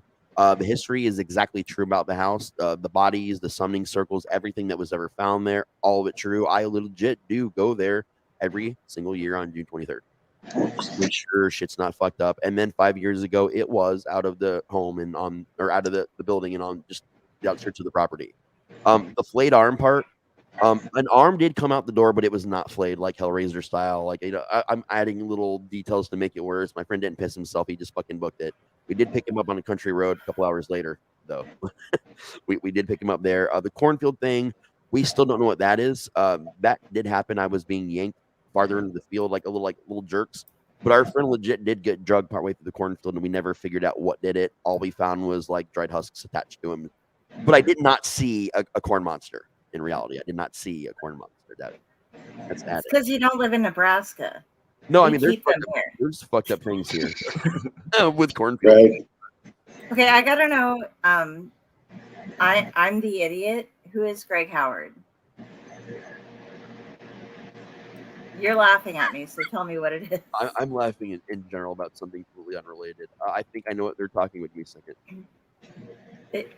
I'm a comic book dude, so if it's horror, I'm not Greg Howard. Yeah. Why did that sound so familiar? God, Howard, how long do you have before you have to get everything off your ceiling? Oh, I probably should have done it yesterday. Today, I don't know if you can hear it. Hold on. Is there a noise that goes away? Yeah. I have my fan on. Yeah. Yeah, I do have the fan on today. I'm saying within the next week, it's going to be raining comic books in here. It's going to be pretty funny. Okay. Here we go. Greg Howard is the first person who taught me about not messing with ghosts or demons. And don't fuck with shit. That's always something smart. Yeah, we have them around like Ma's house, and I have some shit in my. I actually just had one of my neighbors died in the apartment building a couple of weeks ago, and he was like the big loud guy. And I'm not trying to disrespect him. Love Ron. He did his best to try to take care of everybody, but he was very loud. And so I'm waiting to have the apartment building like shaking with his energy, because we already have one. There was a girl who died of smoke inhalation during a fire in my bedroom way back before I moved in. And she was playing with the boy when they had kids next door. The first time that there were children living next to me, he had an imaginary friend that only showed up in his bedroom, which is wall to wall with mine, that was this little burnt girl. And so the girl who lived there looked it up and was like, oh yeah, somebody died in your apartment building and they're playing with my kid. I'm like, okay. Are they being mean to your kid? Well, no, but okay, then just, it's okay. as long as your kid's having fun, it's all good. If she starts doing something malicious, let us know. We'll come over and clean her out. But, if Ron wants to keep guarding the apartment building, I'm all good with it. So, and one more thing from Jenny. There's one house that gave my grandparents cigarette burns and scratches within 5 minutes of walking. Yeah, no, yeah, that's when you leave. That's not your job. Yeah. I was going to say that Rez's story reminded me of this movie that I saw a few months ago, I believe. It's called Deadstream. I don't know if you've heard of that at all. Fucking God. Like, that guy was annoying as shit, but I was really invested. Oh, yeah. I was invested in it. Oh yeah. It starts off as just kind of like a found footage thing where with slight comedy elements, but then turns into Evil Dead. It's a great movie. Yeah, it really is brilliant, man. Can you send me a link to that? After it might we're still done be on here. Shudder. Yeah, it's on Shudder. Okay, I don't have. Yeah, just send me the name. Okay. I'll find it in a special place. I'm sure. So. But yeah, that was one of 3 major instances in my life that taught me that as much as I thought I knew about the paranormal, as much as I'd studied, and as much as I'd done and gone through, that I didn't know jack shit about anything. And it was the first of the 3 experiences that humbled me that have eternal consequences. So yeah, don't fuck with shit. Don't think you know what you're doing unless you know, and always be willing to admit that you know nothing. I feel like I need to tell my story about the house. I think I've told you this before, the one outside of Fremont that went through. This is one of Carrie's true stories of shit, wrong podcast, Delphine's true stories of yeah, this is why I'm always just one person. God damn it. I can't decide whether I'm me or whether I'm the crow that's inhabiting me, and we break out here and then because people call me different things, and we both get so confused inside we don't know where we're going. Do you have the sudden urge to say nevermore? Does that work? James, I think you might know this one too. So Jeremy, letting you know, when I was growing up, I had lived in there's this very small town called Hooper, Nebraska. I went to a high school that was in the country that had Hooper, Nickerson, Ewing, Winslow, and Rosedale kids that were all coming to the same school that was on a rural route. And I think we had like 63 people in our graduating class, something like that. I've had 52. So we might have even had less than that. I'm not sure, but yeah, it was a very small community, and I lived out on an acreage. But anyway, there was this big town called Fremont that has like 35,000 people or something in it. I'm not exactly sure, but it had like a college in it, and it had like Walmart and things like that. So it was like, ooh, this is a big town. And 2 Burger Kings. Yay! Oh, there's only one when I went there. And that was the one that everybody from our school got banned from going to Burger King because some jackass on a busy night lifted up the table and all of the like the ketchup and mustard and napkin dispenser and salt and pepper and loaded it into the back of one of their trucks and took off. And all they knew was that it was Logan View students who did it. So if you were repping Logan View wearing your school jacket, you weren't allowed into the Burger King anymore because we were badass vandals who stole tables from Burger King. Yeah. This is Nebraska for you. It doesn't get more New England than my town. We have 5 Dunkin' Donuts. So, for real, 5 of them. And it's a little town. Like, so you're in heaven, right? For me, yeah. I really like Dunkin' Donuts. Like, I'm with you there. We do have 3 Starbucks as well, so we don't discriminate. But we got 5 Dunkins. Do you have a Scooters? I have no idea what the hell that is. Maybe it's a Midwest.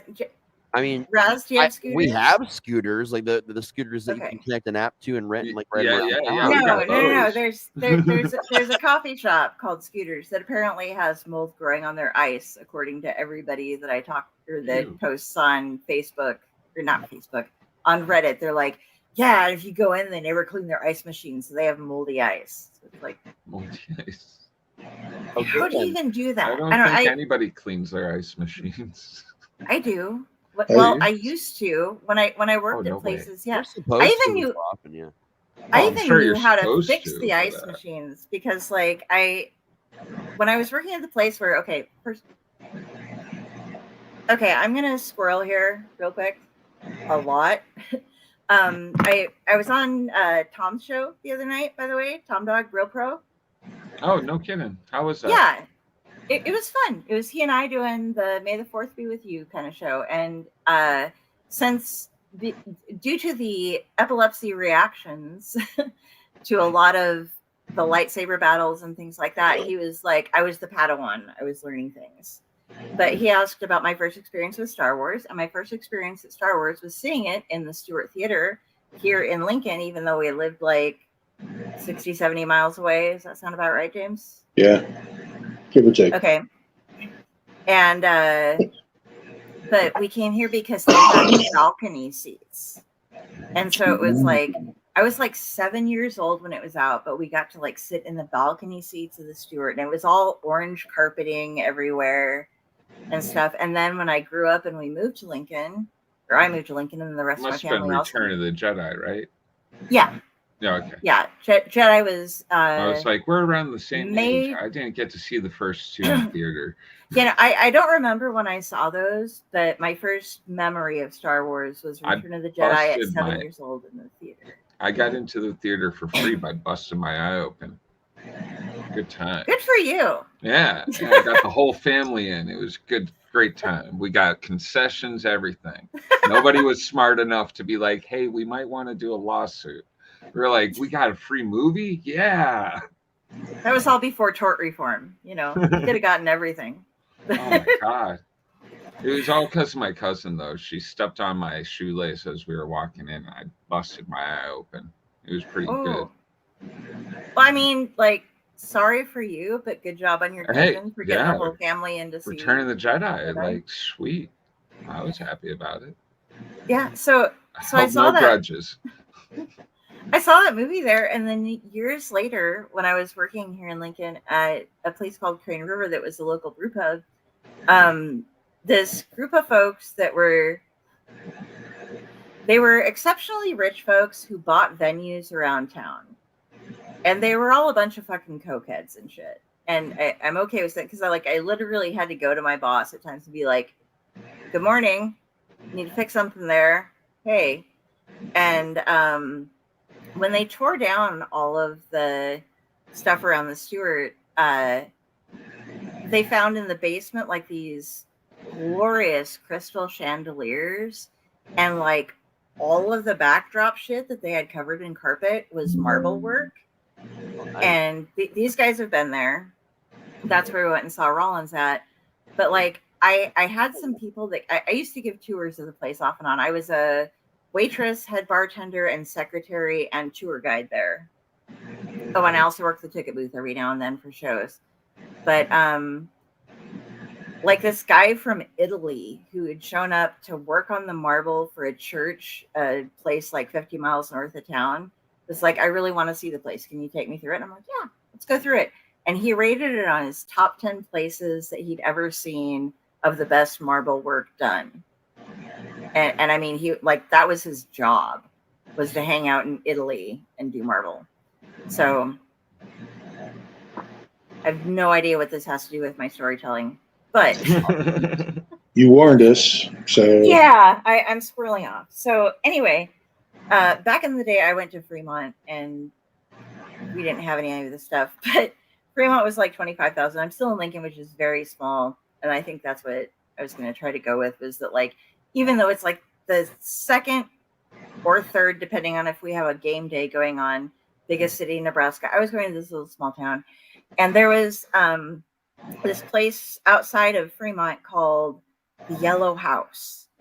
And the whole story behind the yellow house was that, well, if you knew it, there were a lot of people who, it was an abandoned yellow farmhouse, and they would go there there were like a couple mattresses thrown around inside, and they'd just go out there to get drunk and get fucked up and maybe do some fucking. And that was their thing. And I got taken out there by one of my friends who was like, he'd been out there partying before, but when we got there, I walked into the house and there was this like immediate draw. Like I was just grabbed and I had to like walk into we walk in and there's like a kitchen here, a door right in front of me, and then a sideways path.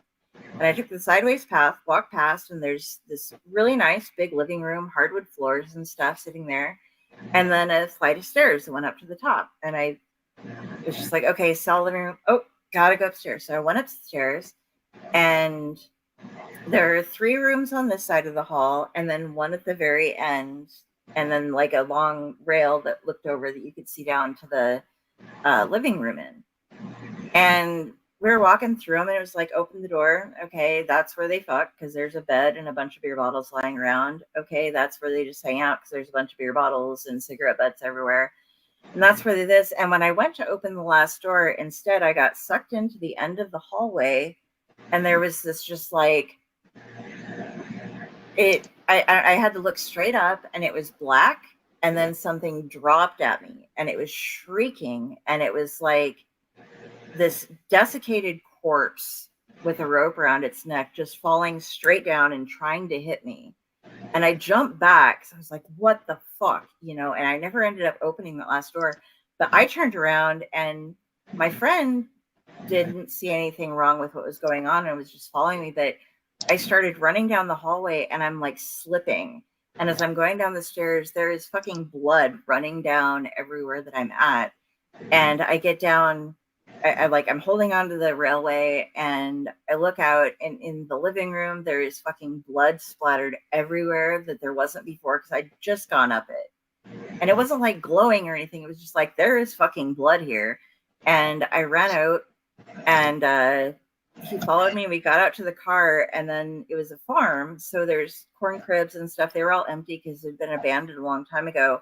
And something just starts shoving at us, like if you could actually see what was happening in the initial Evil Dead movies with the zooming at you type of camera thing, but you could actually see this white thing just fucking zooming at you from the corn cribs. And I fucking floored it, and I made it all the way out of town, past town, around, and was heading towards this I was heading towards Columbus to try to get out.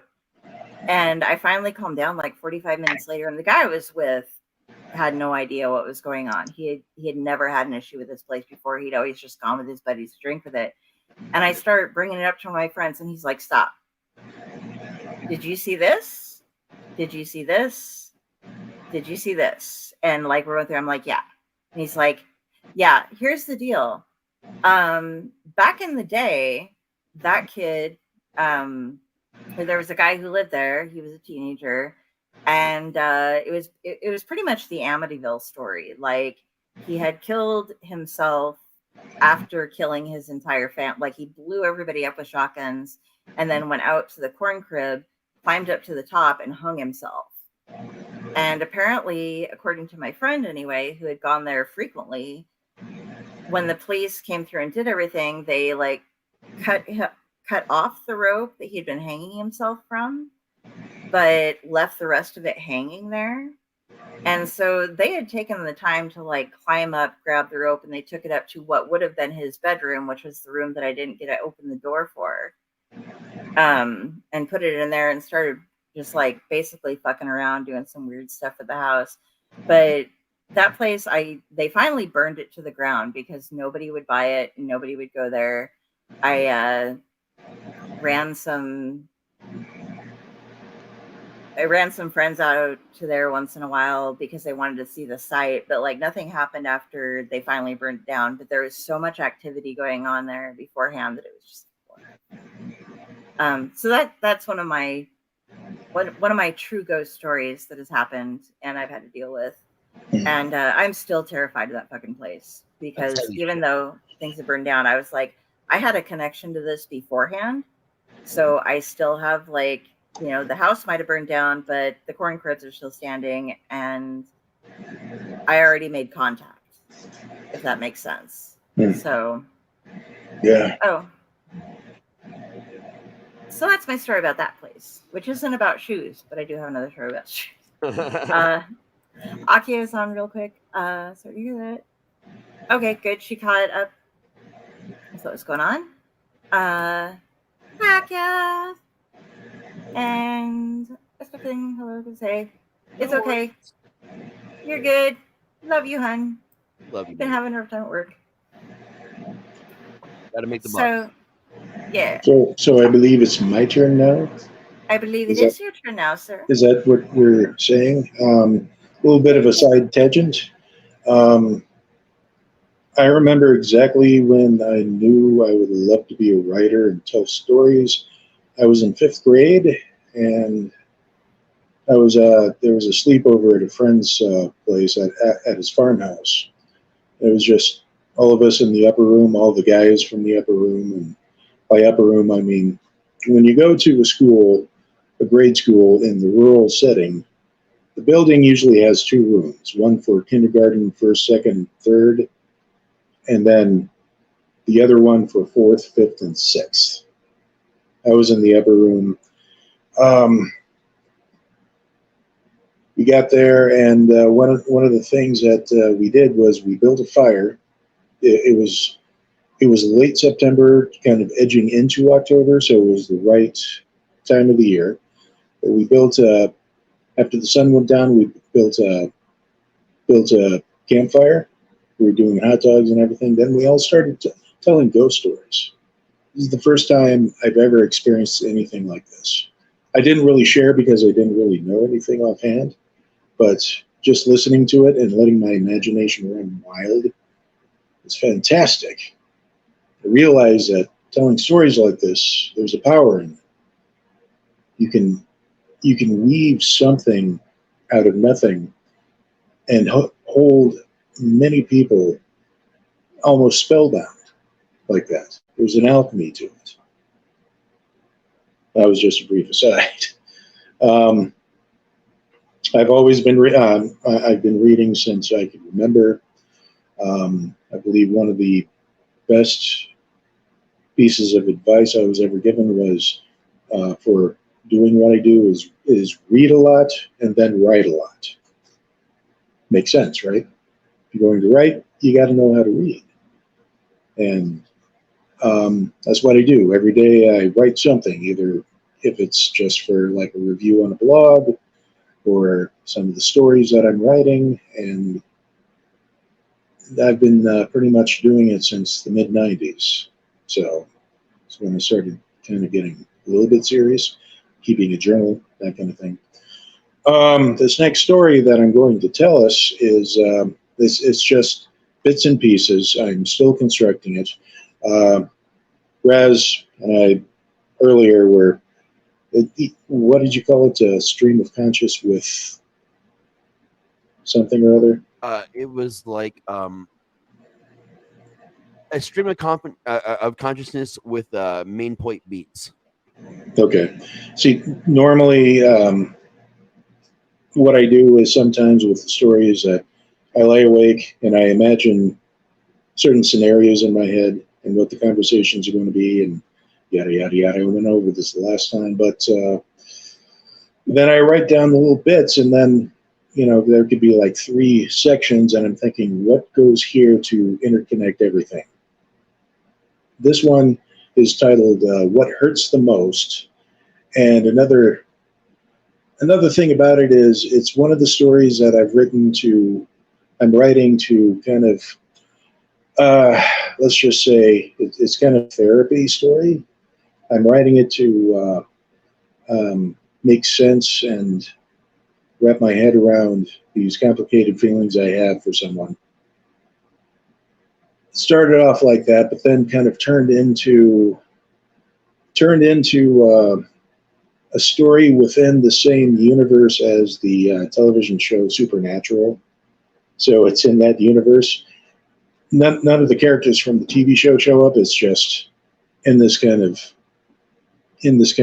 universe where demons are real and then the hunters are real as well. So I'm going to start reading here. "Good morning," he whispered, kissing her softly on the forehead. She stirred a little, but remained asleep. He stood over her for another minute, taking in the serene look of her sleeping, committing this moment to memory. A tear began to well up in his eye. "Have a good day, my love," he said as he pulled away, a pang of sorrow beginning to tug at his chest.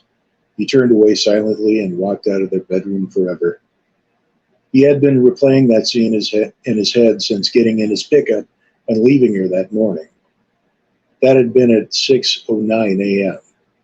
Now the sun was edging closer to the horizon in the west in the early September evening sky. "Have a good day," he said out loud in the empty cab. He gave a bitter laugh. How lame is that for a final goodbye, he thought, gripping the steering wheel tighter, the road in front of him stretching on forever. It was tradition, his brain countered. You always said that to her before leaving for the day. Blame it on force of habit if you must, but at least you were able to leave. He sighed. He had lost count of how many times he had that little discussion with himself during the trip. Always the same outcome, always the same resignation to his fate.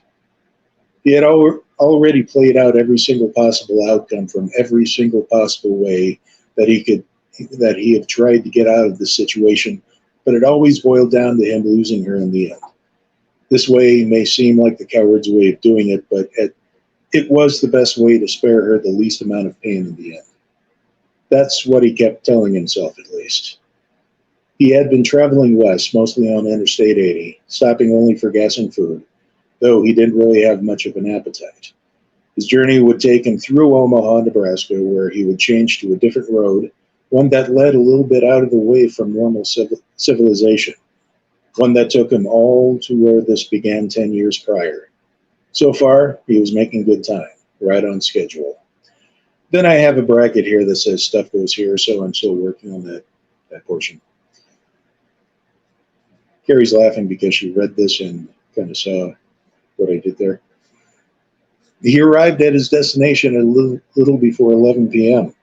Rusty's, very out-of-the-way roadhouse-style bar and grill, situated half an hour west of Omaha. Located in the very definition of the middle of nowhere, miles from the nearest highway or any other signs of life. Despite this, the dusty parking lot was always filled with various pickup trucks, cars, and motorcycles. Strong word-of-mouth catering to a specific clientele. The place hasn't changed in 10 years, he thought, as he maneuvered his pickup next to a much larger black monstrosity sporting twin diesel exhausts and an impressive gun rack.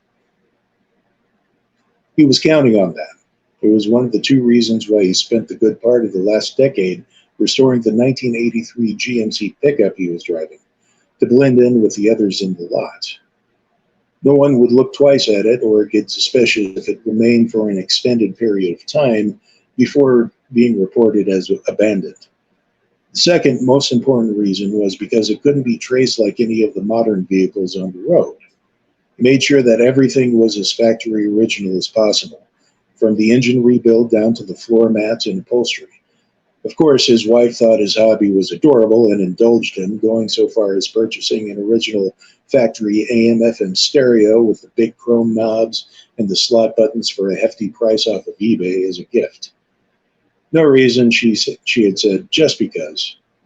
He had to pause for a couple of minutes to push down the sudden rise of emotion. Now was not the time. He took a deep breath, and he shut the pickup off. He had an hour. Might as well go inside and get settled in. He exited the pickup and, pausing long enough to glance at where the two gravel-covered dirt roads intersected beyond the parking lot, he turned and walked to the front entrance of Rusty's, the music from inside blaring a muffled serenade. More stuff goes here, the brackets. He felt the presence before the song was over. Without even opening his eyes, he knew someone was now sitting opposite of him. I really like how they kept the aesthetic of the place relatively unchanged over the years, a voice that had haunted his nightmare said. He opened his eyes and, sitting on the other booth, was someone he had never seen before. A young, slender man dressed in an expensive suit and smiling broadly, flashing a dazzling set of teeth. He had a smartphone in front of him. Hey, Ed, Robbie. So glad that you remembered to show up tonight. Robbie saw some heads turn and glance at them from around the bar. Well, so much for remaining inconspicuous, he thought. Is that really you? He asked. The guy chuckled. Of course it's me. There's no way I was going to miss this night. Besides, I've never missed an appointment for as long as I've been doing this. I recognize your voice, Robbie replied. You look different. Oh yeah, a brand new skin suit. He looked himself over.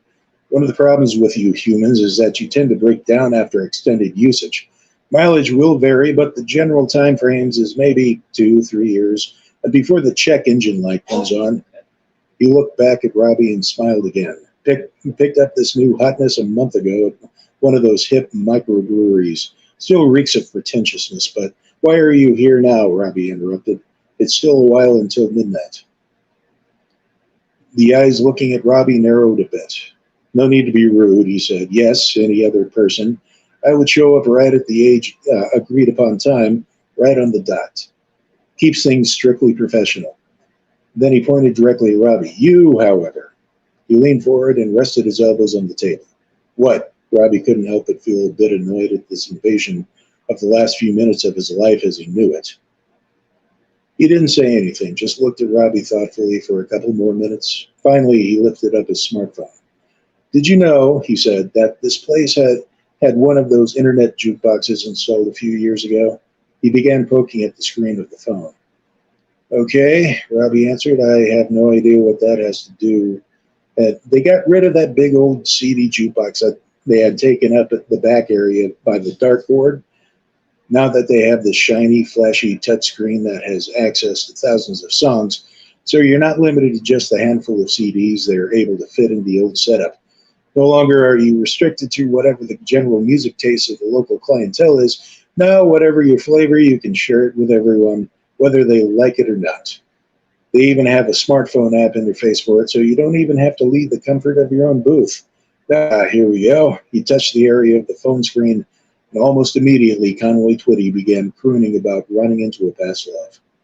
Satisfied, he put his phone down, folded his hands, and looked directly at Robbie, a look of intense curiosity on his face. In the time that you had left, I want to understand something. Robbie shrugged. What's that? Why did you do it? Robbie blinked. Huh? Why did you make the deal with me? And that's where I left off.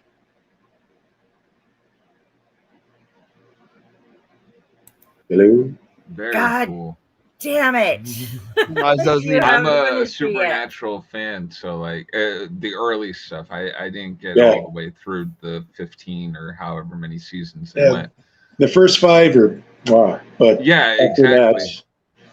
Yeah, I would totally agree. The first 5 seasons were perfect, and then, well, you got what you got. And I made Carrie swear profusely there, so I'm guessing I'm doing something right. I want to know. God damn it. It's been years, and I'm still waiting to know. Fine, I'll finish it. I kind of want to know, too. I haven't mapped out, but as far as the specifics go, that still is up in the air.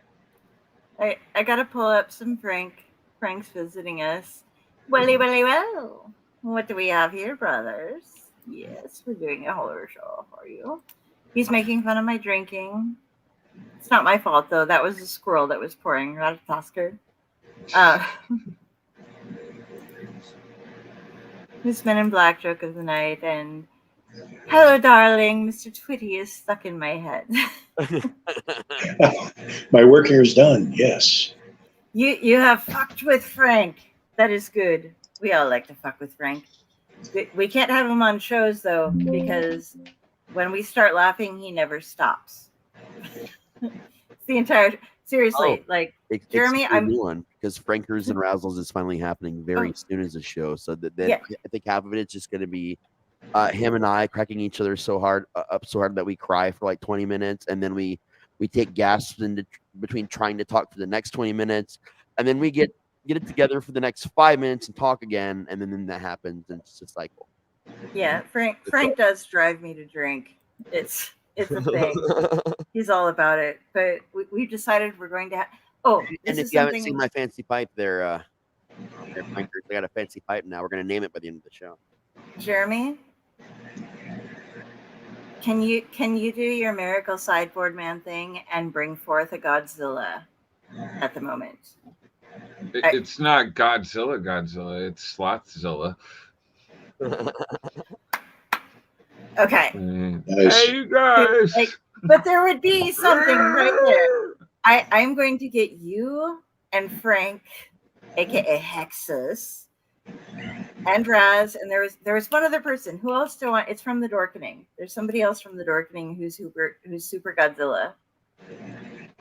Super Godzilla? I know the guy we're interviewing on Tuesday, Super Godzilla. He's written quite a bit of it. Eric Burnham. Oh, Burnham's Godzilla as well as Ghostbusters and all that? Oh, yeah. Woo. Well, I mean, I don't think I'm going to be able to grab him. It's actually kind of interesting. Random thought, because you brought up Godzilla and stuff. All the stuff he's allowed to do and not do with Godzilla, because I think the company's Toyo or something like that. He has to run everything by them before they allow him to actually print it in a comic. It's pretty intense work. Oh wow! So we're going to learn a lot on Tuesday. Yes. Is what you're saying? Okay. Yes, I love Godzilla, old school Godzilla movies. Yeah. So I want to get you and Frank, aka Hexus, and Raz over here because he has a little bit of things to say about Godzilla. Maybe one or two little mentions here or there. I'm expert about nothing. It's going to be like the Godzilla squirrel 4 hours or something like that. There's somebody should do a podcast all about Godzilla, because there's got to be like 400 movies of just we could make it a fucking series. Godzilla themed friggin' movie. Yeah. I am in. And James, you also get to go in on the Frank discusses Metallica. These are the two things that we are not allowed to bring up whenever he's actually done a few podcasts on Godzilla. If you mention them when you're in a show with him, you're immediately like, okay, it is time to take off an hour and a half because we're going to listen to Frank talk about Godzilla and or Metallica. It's just going to happen. We have no control over it. Doesn't Leo have a Godzilla that he walks across the screen sometimes, or is that something? Oh, he definitely. I think he has a giant one of the old school. I think it's a newer one, but I think it's supposed to replicate the old school one that shot off the hand and stuff like that. He's got the better version because he's Leo Pond and he's awesome. He replaces all of his old treasures. I'm so sad. I get jealous. I'm like taking pictures. I screenshot his room so that I can then zoom in and be like, which games do you actually have upon your walls? And did I play them? And have you actually played them? Or do you actually just have sent them on him an your wall? Atari. I hooked him up with an old school Atari because of all that stuff. A friend of mine refurbishes them and stuff. So I was just like, oh, cool. That is fucking epic. Oh, here, Frank. You're allowed to bring them up, but it's not my fault if I have to spend hours correcting the peasants. The peasants. Yes, I'm one of the peasants. I retain no information. I rewrite history. It's horrible, but to be able to rewatch them, to have a reason to rewatch them, because nobody in my house is going to sit there through any old school Godzilla. Like, the first hour and a half is just leading up to the monsters. So are you like, honey, this is homework? I gotta do this for a show. Exactly. I'll be like, look, I gotta watch these. You know, it hurts me as much as it hurts you all. I swear. I remember talking to my friends at the time to go see the opening of Godzilla '98. Being all excited, we show up. You know, Blue Oyster Cult's song Godzilla is playing on the stereo. We're really, getting into that. And then afterwards, leaving the theater, apologizing profusely to these people. Yeah. Because, holy cow. I'm like, that's not Godzilla, that's an Allosaurus. Excuse me. It was close. It begins. Okay, like I need to jump out and Frank needs to hop in. I'm happy to see the newer stuff that they're producing for it. Yeah. I want to have okay, here's my thing with horror movies, like the franchises that have gone on too long, but you're still like guilty pleasure too long with them,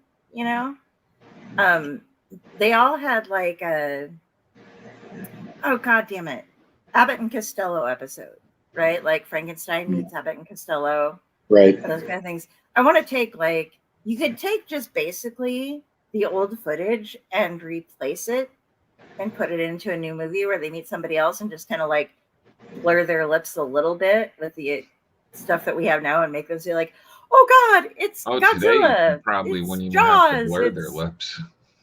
Yeah, I think that like every movie now needs to have an Abbott and Costello remake of it. It would be fun. Well, Jenny says we love Godzilla. Dante sleeps with Godzilla and Cthulhu. Good job, Dante. I love that's going to be a weird looking baby. But no, every single long running horror series. Yeah. Okay.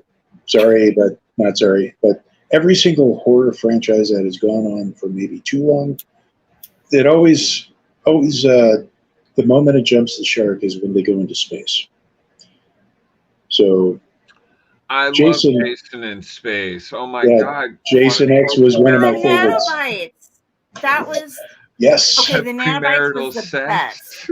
I'm not saying it's bad. I'm just saying maybe we should wrap this up. Hilariously bad. Like Leprechaun in space. I didn't see all the Leprechauns. I've seen a lot of them. Leprechaun went to the hood twice. Yep. I want to blow your mind for a second, because back in the day, it was known that horror franchises go to space to die, right? That's when their franchise would end. They'd go to space, and that's it. Like Jason X. And there's a lot of good examples of this. But I'm going to blow your mind for a second because the original Critters series. Oh, those are so cool. Oh, I love Critters. They're from space, right? The Krites are from space. The Bounty Hunters from space. Yeah. But the very last one in the original franchise. Yeah, number 3 was it survived. It even survived a child like oh my god, what's the name of the actor? Catch Me If You Can. Does Martin Scorsese stuff? Did that movie The Beach? Leonardo DiCaprio. Yeah, that guy. So there you go. DiCaprio's first movie as a young ass kid was in part 3. But then in part 4, they go to space. Fucking franchise dies because they go to space. Yet all these fucking things came from space in the first place. How does that work? That was some of the coolest stuff, like when they all formed together as a huge ball. The Krite ball in part 2. Okay, so here's the thing. Like, we just got done shred the dude. We just got done reading a shit ton of comics to not even talk about them on splash pages. Oh yeah, last week. Oh my god! But seriously, like I was. I'm just like, sons of bitches. I did all that homework, and we're not going to talk about it. You fuckers. Dude. Okay, but you got to keep asking questions. Like my questions. It's not my fault. He talks a lot. I know, and I said, okay, so the guest on splash pages, dun, dun, Jeremy. Oh, Mark Ryan. No, it was Mark. Who? What? Who's that guy that wrote? Wasn't Mark Ryan? Hold oh on, my god, we're doing over this, here on the side of me. This is so bad. This is how well I retain information. Dun, dun, dun, dun, dun, dun, dun, dun. Yeah, Mark Nelson. Mark Nelson. Mark Nelson. Yeah. Son of a bitch, Ryan. I don't know who that is. That's probably somebody that's coming up in a few weeks. Yeah, so Mark Nelson, the guy who drew all the that art did for the Alien Aliens. series. Yeah, for Aliens. That was supremely awesome, and it was also like, okay, so you have the aliens, and it's like, okay, what are you doing setting them in space? You know, I mean, they're aliens, but He if also you're talking did. about the critters going in space, Aliens is yes about aliens, but they're not on their home planet. They've been like scooped up and dropped onto an entirely new planet that does not have the same level of predators and stuff going on. So that's why they were able to make it out. So having critters actually cast in space isn't that far out of the globe of reality, because it gives them a new. I enjoyed the Critter series. I think I need to. Oh, I show love the kids critters, dude. Can I like stream with you at some point? Be like, yeah. So Delphine's just gonna hang out in the background and be like, she likes critters because they're like growly little guys. What we need is a continuation of the Night of the Creeps movie. That's happening. They have Really? announced recently they're revisiting it, and at first they were talking about doing a remake of it, but so it's going to be like a soft reboot with still nods to the original. That's currently what they've been talking about. Okay, well, all right. Was that the rich guy inherits a mansion, brings his teenage college age friends out, and there's like, no, that was Ghoulies. Never mind. I'm sorry. No, that's not even Ghoulies. That's Spookies. Actually, that's Spookies. Although they did something kind of similar in the first Ghoulies, it's still Okay, I thought wasn't Ghoulies the one where he's looking out from the toilet seat though on the cover? Yeah, on the one cover. Of the posters? Yeah, that's Ghoulies. And there was no toilet in that movie. Ghoulies go to college. Advertising. Yeah, they went to college, and that's how that franchise ended. Did you know that was the reason that Psycho got its rating? Yes, actually. it didn't have anything to do with the horror involved with it or the shower scene. It was because they showed a toilet flushing. Yep. And that was not allowed in film at that point. So back then, you had a couple of franchises that were very similar to each other. Some of them weren't even franchises yet. They were just single movies that later became franchises. But you had Ghoulies, Spookies. Oh my god, I just had the other ones. Hobgoblins, which actually got a modern sequel just in the last year after nothing since the 80s. And Munchies. Those were the four ones that all came about in a similar time frame. And then the only one that actually had a lot of sequels was Ghoulies. And then now they're even talking about redoing it. So wasn't Troll in there as well? Troll, I mean, it wasn't the exact same, but it was. Oh wow, that's a whole different ball of wax. It's. But here's the thing about Troll. That was the first appearance of Harry Potter. In fact, you can look it up. The main character in Troll was the boy whose name was Harry Potter, who later found out that he was a wizard through the course of the movie, and he was the one that was able to save everyone from what was going on with the help of the witch who showed him his inner power. That's the whole movie. And there's also a series of comics. Plus, there's a sequel, Troll 2, that we don't ever talk about because it's the worst movie ever made. There's a documentary with that title, if you don't believe me. But kind of like Exorcist too. Yeah. So I've seen it. It was an abortion that when Harry Potter got popular, he came out of this guy came out of the work and was like, dude, why are you ripping me off? Like Harry Potter, he's a wizard, modern day world to some degree at times he has to deal with. Regular people, also a magic world, like side by side. Come on. And a lot of money was paid to this man. And that was the end of it. Never heard anything about it again. No butterbeer. Okay, so I'm going to prove my ignorance here. And Frank says, we actually need a movie studio ballsy enough to make a Richard Lehman novel into a movie. And I do not know who Richard Lehman is. Richard Lehman is a very fantastic horror writer who is Frank's favorite horror writer. And actually, I'm quite a fan as well. If you've not read it, you should read it. Actually, Del, I think you would enjoy him. Not everything he's written I think you would like, but there's a number of titles that he and I can definitely suggest to you that I think you'd gel with, man. Okay. Has anybody here heard of the author Bentley Little? That sounds really, really exciting. Let me look it up real quick. He's a writer of. He's like if Stephen King decided to just keep things pulp and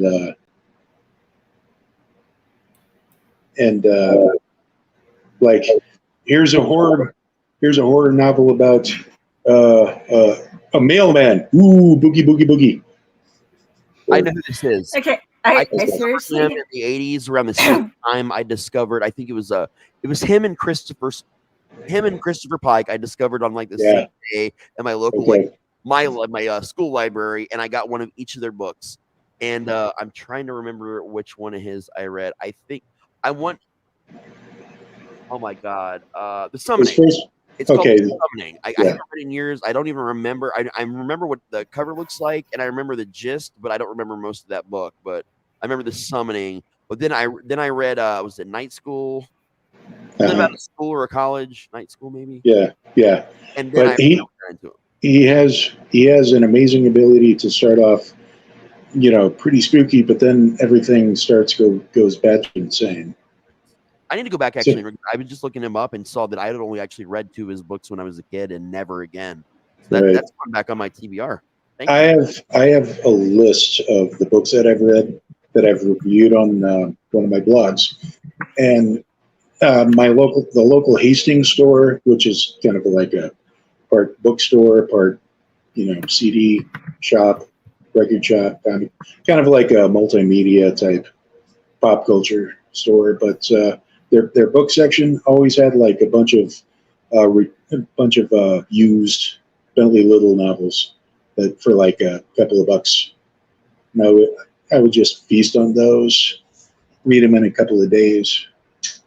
They're great. I remember John Saul being that to me. It was like it would start out with a decent premise, but then, like, I finally discovered that John Saul was one single formula through every single book that he wrote. It was something really, really bad happened 100 years ago, and more than likely it involved a child.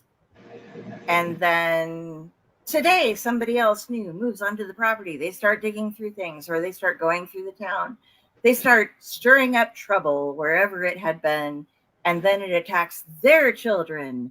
And then you go, Elizabeth, Beth, and the book is over. And it's horrifying. But it's not after your like third John Saul novel. You're just like, okay, so the exact same angry ghost takes over this person again and plays out their murder again and again.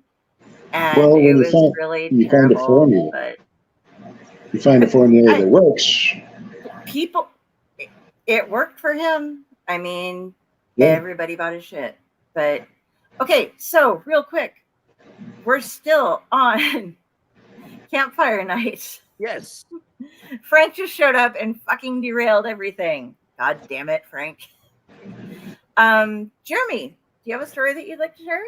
Anything like a fun story, a happy story, a sad story, a con story, I did this story, I did that story? All right. I'm not I'll try to tell my story. I hope it comes out good. I think I'll do the Pink Gorilla story. Okay. Tell us the Pink Gorilla story. The Pink Gorilla story. So a man is traveling through London. We'll just say this man's me, just for the sake of everything, so I can keep it simple. And I'm traveling through London. It's a foggy night on my moped, of all things, because I like to ride on a moped. It's very fun and, get a lot of distance on a tank of gas. But this night, my moped decided to not go very far and stall out on me. And I'm in the middle of nowhere. It's very dark, foggy.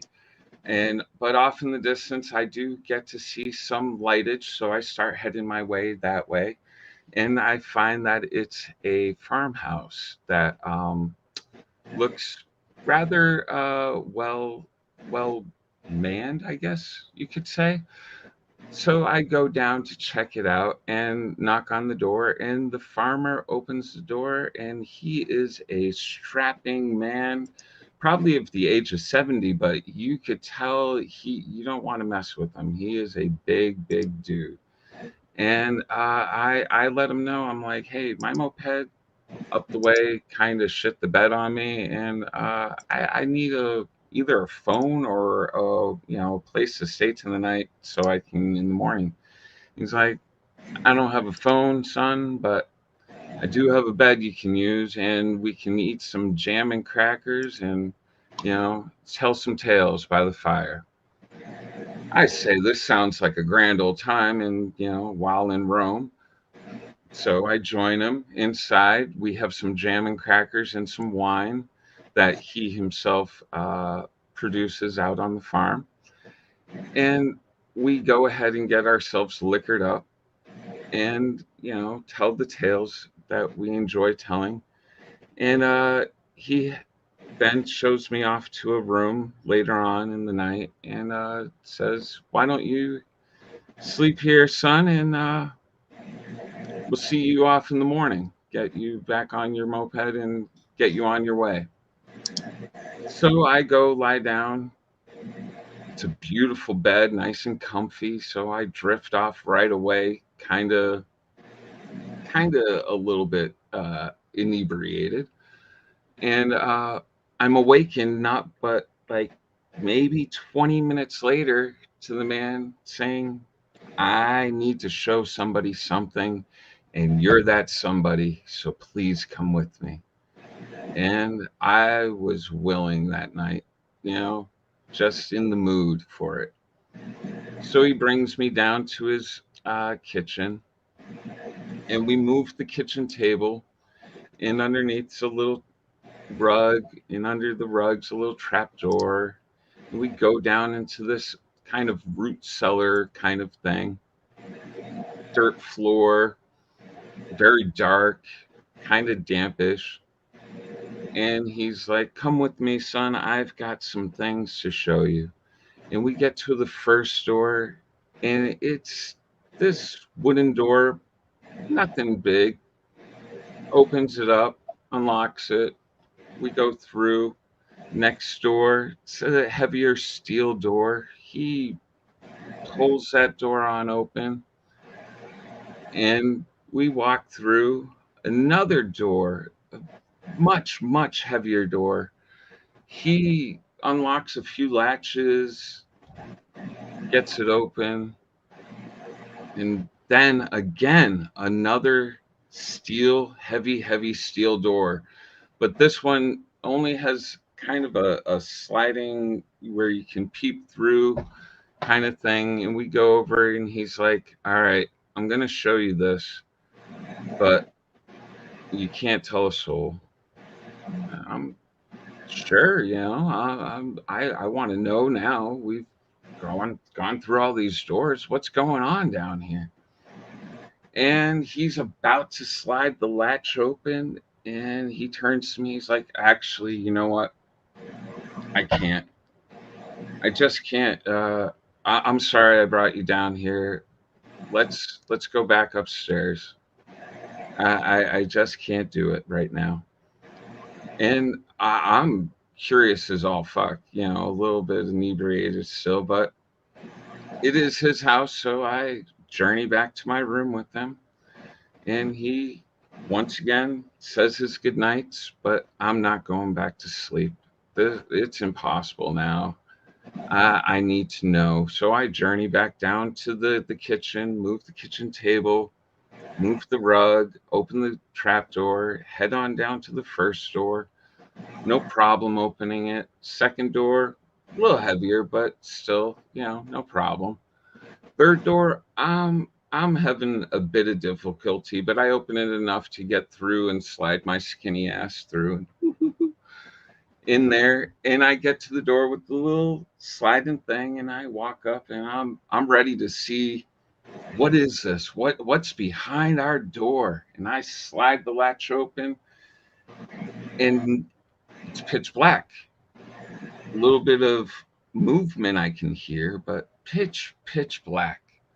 And I'm just like, there's a few locks on it. I unlock those, pull it open, and now I hear the thing moving towards the door. And I still can't see anything, but I can hear shuffling. I notice this thing is huge, and I decide, nope, not my time to find out what's behind door number 4. And I turn around, back out of there, get the door closed enough, get through my next door, back out onto the road.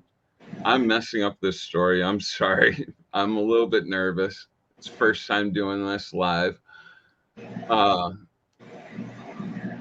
So we're through all the doors back into the kitchen, and I'm back out onto the road, running for my life as this thing's following behind me. And it's coming, and I find my moped, jump on it, and miraculously it starts up again. And I start driving away, but this thing's catching up. I can see in my little mirrors something's coming. It's big, it's heavy, it's coming for me. Hold on. I keep driving. Now it's still foggy as all hell, and I don't know where I'm going. I'm on a dirt road, and poof, right off the side of a cliff.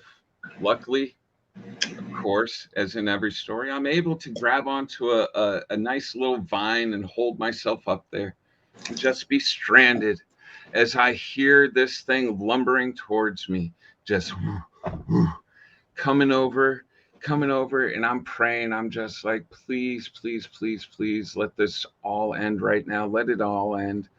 And as I see this thing lumber over the side, it's a pink gorilla, and it reaches down and it grabs me by. Oh no.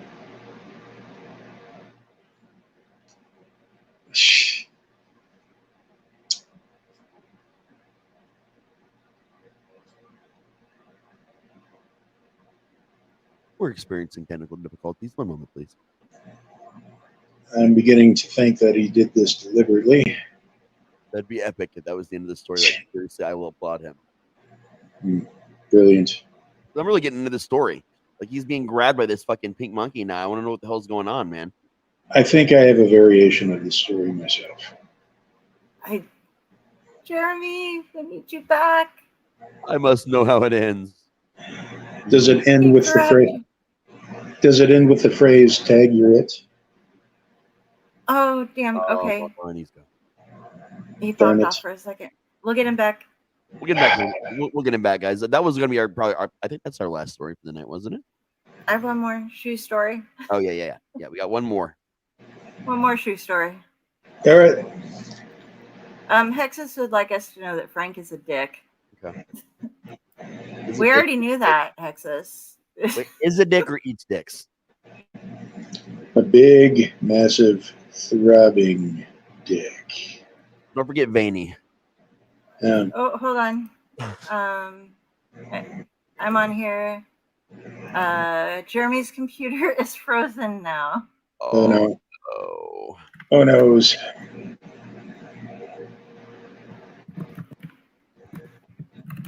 Ape story to be continued.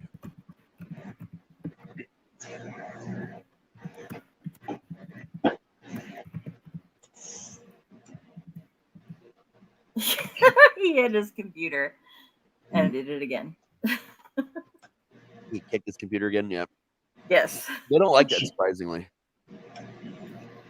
They aren't that thrilled with it. Of all things. My beast of a gaming VR video editing machine computer is officially with a shop. That means I may be broadcasting and writing and doing everything from not a laptop for the first time in like 2 years. I'm super excited about getting this computer back hopefully this week. I can have an actual monitor and an actual keyboard that doesn't stick every 5 seconds because it's an old laptop. So I'm super excited. Awesome. Well, over the rainbow. Oh yeah, you're catching us at the towards like the very end there, Patty.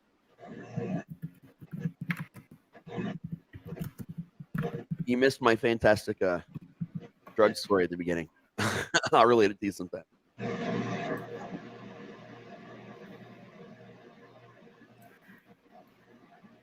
Okay, so we're checking to see if we're gonna get Jeremy back. Okay. Patty's on. I like joining at the point it was fortuitous. I did not get in the story. Oh, see, the rest of us. There's a literal cliffhanger. Yeah.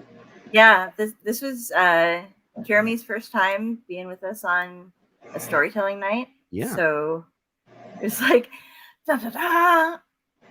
Oh! I'm pretty sure he's telling us the prequel to Planet of the Apes. The original prequel. Okay, I'm trying to chat with him real quick. So if you hear angry Filipino typing, that's me. Bring the thunder. But let me say the better voice for him. Bring the thunder.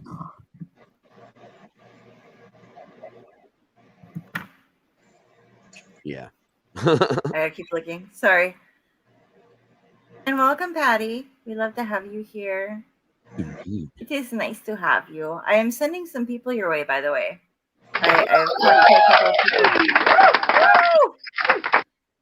I've talked to a couple of people who are looking for publishers for poetry and the likes. And I hope that when I send them your way, that they are good. Otherwise, I will feel bad. I forgot to press some of these buttons in. What? I'm gonna press a random button. Are you ready? Okay.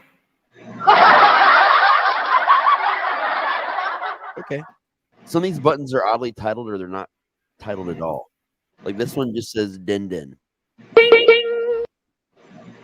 That's weird. I'm relabeling that to never touch it again. Then one final button, I still don't understand what it says. Combat, I think. Or no, yeah. So I assume there's gonna be guns or something. Hold on. Okay. That was the last button that I never pressed before. So all right, we're good. So for all of you listeners and readers and writers, Patty is awesome to get a hold of. She is the gal behind Faycore Publishing, and she's always looking for its stuff, and we'll help you out because she's fucking amazing.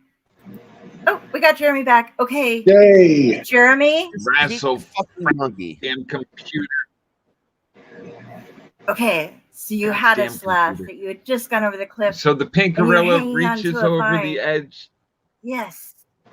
And the pink gorilla reaches over the edge, taps me on the shoulder, and says, "Tag, you're it." He called it. Yep. Called it. Called it. Ah. And that it's much better when my anxiety doesn't make me skip half the story. Yeah. Oh, you're fine, man. But if you want to go Jeremy, back to this, just remember this was the prequel to Planet of the Apes, ladies and gentlemen. So basically, I have two stories much like in that vein. My story involves an ivory ape, but the other one, yeah. But maybe next time. But it's getting late. And Carrie has one more shoe story. I have one more shoe story. Okay, here's the deal, Jeremy. You weren't here last time, but I have the thing that I told with the shoe before. Like, I really, really, really built it up with like how much my friend and I were working really on the hard. shoe thing. Like there was a lot of run up. Oh my god, I was going on and on and on about the shoe story, and then I pulled up the story that I was actually going to tell, and it was not the shoe story. I was like, oh, sorry, lied. So I felt it necessary to read the shoe story this time, but it's so short that I was like, I wonder if I can find something else that I wrote. And then I found something else that did actually involve a shoe. So I'm like, okay, I will do 2 shoe stories this time. So this one, y'all, is my variation on Cinderella as a semi-noir detective story. So let me get this straight. You danced with a girl all night at a ball that the whole kingdom was invited to, and neither you nor anyone else there, including your palace guards, got so much as a name, where she was from, or what she does. You also, though it wasn't a masked ball, and you spent the entire evening just with her, cannot provide any description of her outside of her clothing. The only thing you have to go by is that when she ran away from you, she was in so much of a hurry that she lost one of her shoes, a shoe made of glass, and you didn't bother to get a list of who remained after she left to eliminate anyone in the kingdom. Is this correct? Detective Hans stared up from his notes at the prince. Yeah, I think that about covers it. But she's the one. I really need to find her. She was perfect. I must marry her, Prince Charming insisted. You must marry someone that you know nothing about other than her fashion sense. Hans wiped his hand over his face. You do realize there are probably hundreds of girls who will be able to fit themselves into this shoe. So your idea of going door to door simply won't work unless you're willing to settle for the first girl who can wear it, right? I think my granny might be a good fit. Well, I mean, I'm sure I'll know when I see her again in the shoe. We were meant to be. If you were meant to be, what color were her eyes? Was she a blonde, brunette, or redhead? Any clue as to how tall she was? For Grimm's sake, man. You had her in your arms for hours. What in the hell did you talk about? We didn't really talk much. We just danced and gazed into her eyes, all romantic like. The same eyes that you can't tell me the color of? Yeah. They're really pretty, though. She was the most beautiful girl at the ball. Yes, I got that part. Multiple times. So you help me find her? Pled the prince. Mum's in a bit of a tizzy that I lost her before I got her name. I'm getting lectured on my manners, and she's making me retake all of my etiquette lessons from when I was growing up again. Can't you just throw another ball and see if she shows up? Should be rather easy. There can't be too many girls showing up with one glass shoe after all. Then again, perhaps there was a reason why she was running away to begin with. Were you copping a feel or something? I don't want to help this girl get trapped into something she doesn't want. No! I mean, my hand may have slipped once or twice, but I was never really good at the fancier dances. I was just keeping my balance. Another waltz was about to start, and she looked up the clock and said, "Oh dear, look at the time. I really must be leaving." And then she just took off running into the night. As far as another ball goes, what if she just buys new shoes? If she bought new shoes, wouldn't you still be able to identify the most beautiful girl at the ball? Even if you can't recall a single feature for a sketch artist, there must have been something that would grab your attention. If not, you might find another pretty girl. Your standards don't seem too high, to be honest. Hans shook his head. Royalty. You didn't get paid enough for this. Well, I suppose Mom does love throwing a ball. I'm sure she'll show up. After all, she would get to spend the entire night with me again, and then her life as well. I can't imagine her not coming to a second one. Prince Charming slowly nodded to himself. Yes, I believe this is an excellent idea. And this time, I shall be sure to ask her name. Wonderful. Now head back to the palace like a good little prince and tell your mummy to get a cracking on new ball. I've got a couple of missing children to find, and frankly, they're more important than your love life. Hans shoved the prince out the door and opened the file on his desk about the children who had gone missing in the dark wood, a young brother and sister. He suspected foul play, but it was difficult to provide in these cases. He thought about sending the woodcutter, a vigilante in the area, a tip about them. He'd done a great job in the Red Riding Hood case.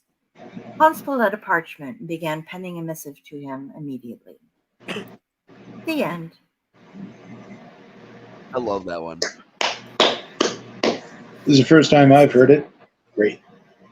So that was my other second silly shoe story. Nice. They just happened to fit in. So. Oh yeah.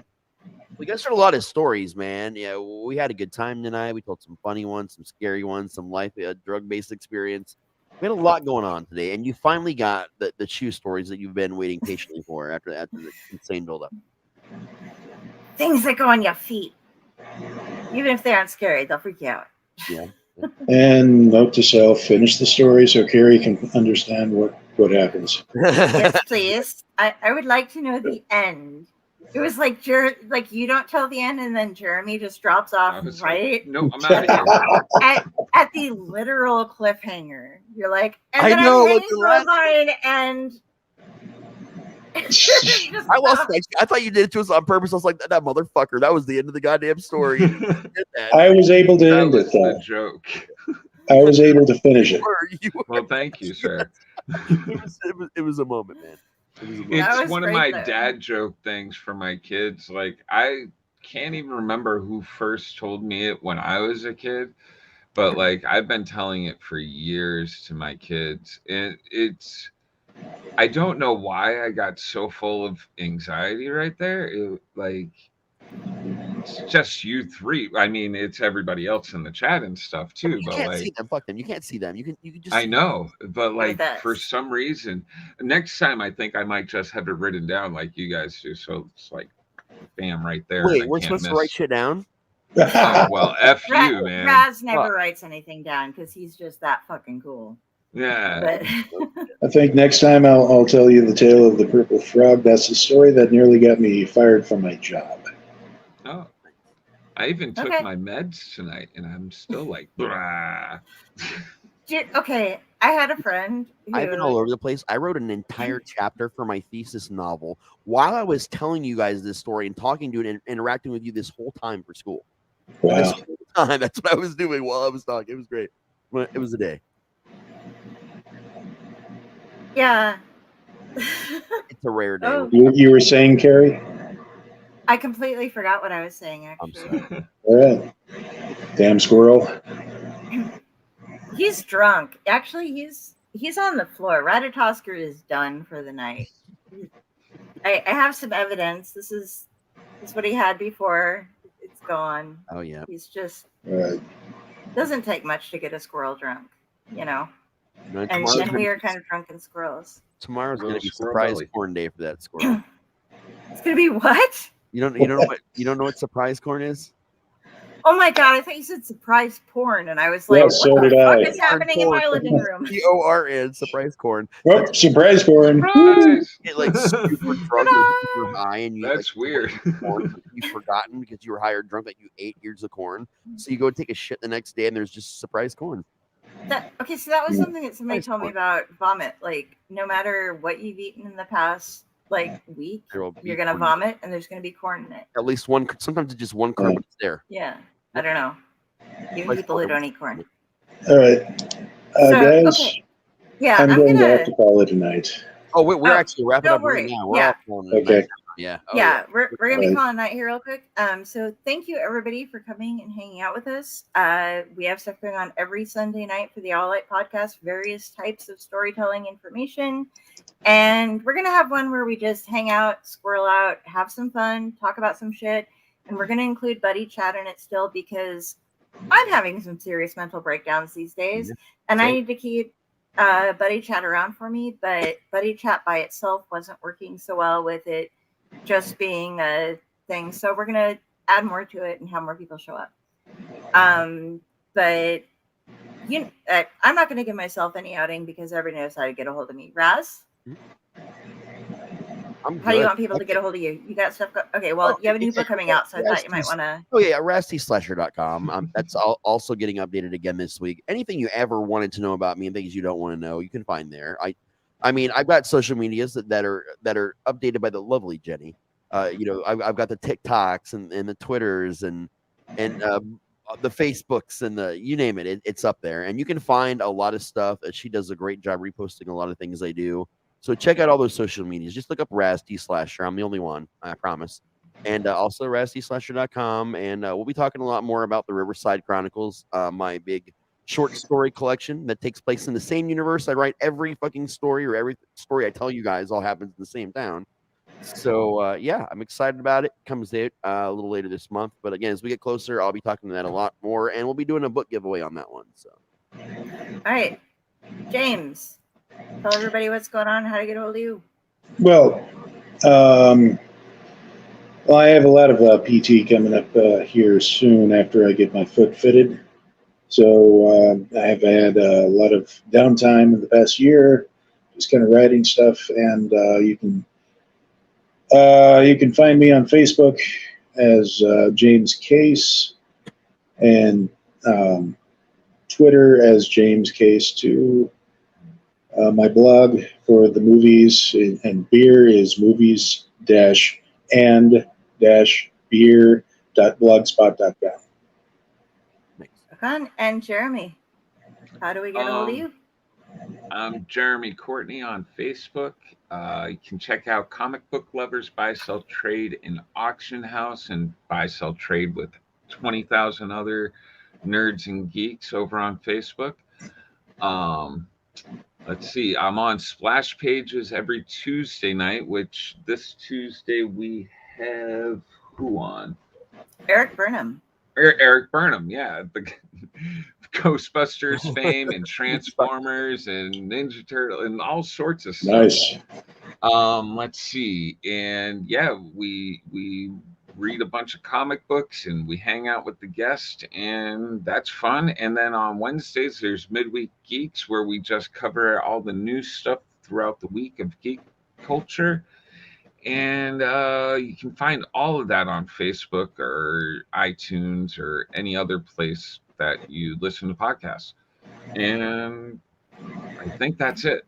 It's where fine podcasts are broadcast. Oh, that's Brandon's line. I can't steal it. Yeah. I still do, but it's Brandon's. I made a fucking t-shirt for the guy. Ode to Brandon. I do want to thank seriously, like, James, Jeremy. Thank you guys for so much. You guys are two of my favorite people in the world right now, and getting a chance to bring you guys in and do this with you tonight. It was a lot of extra fun. So thank you so much, and just keep coming back. We're going to message you constantly. Just say yes. I have nothing else to do. Yeah. That's a great way to. All right. Good night, everybody. Take care. Good night. Love you.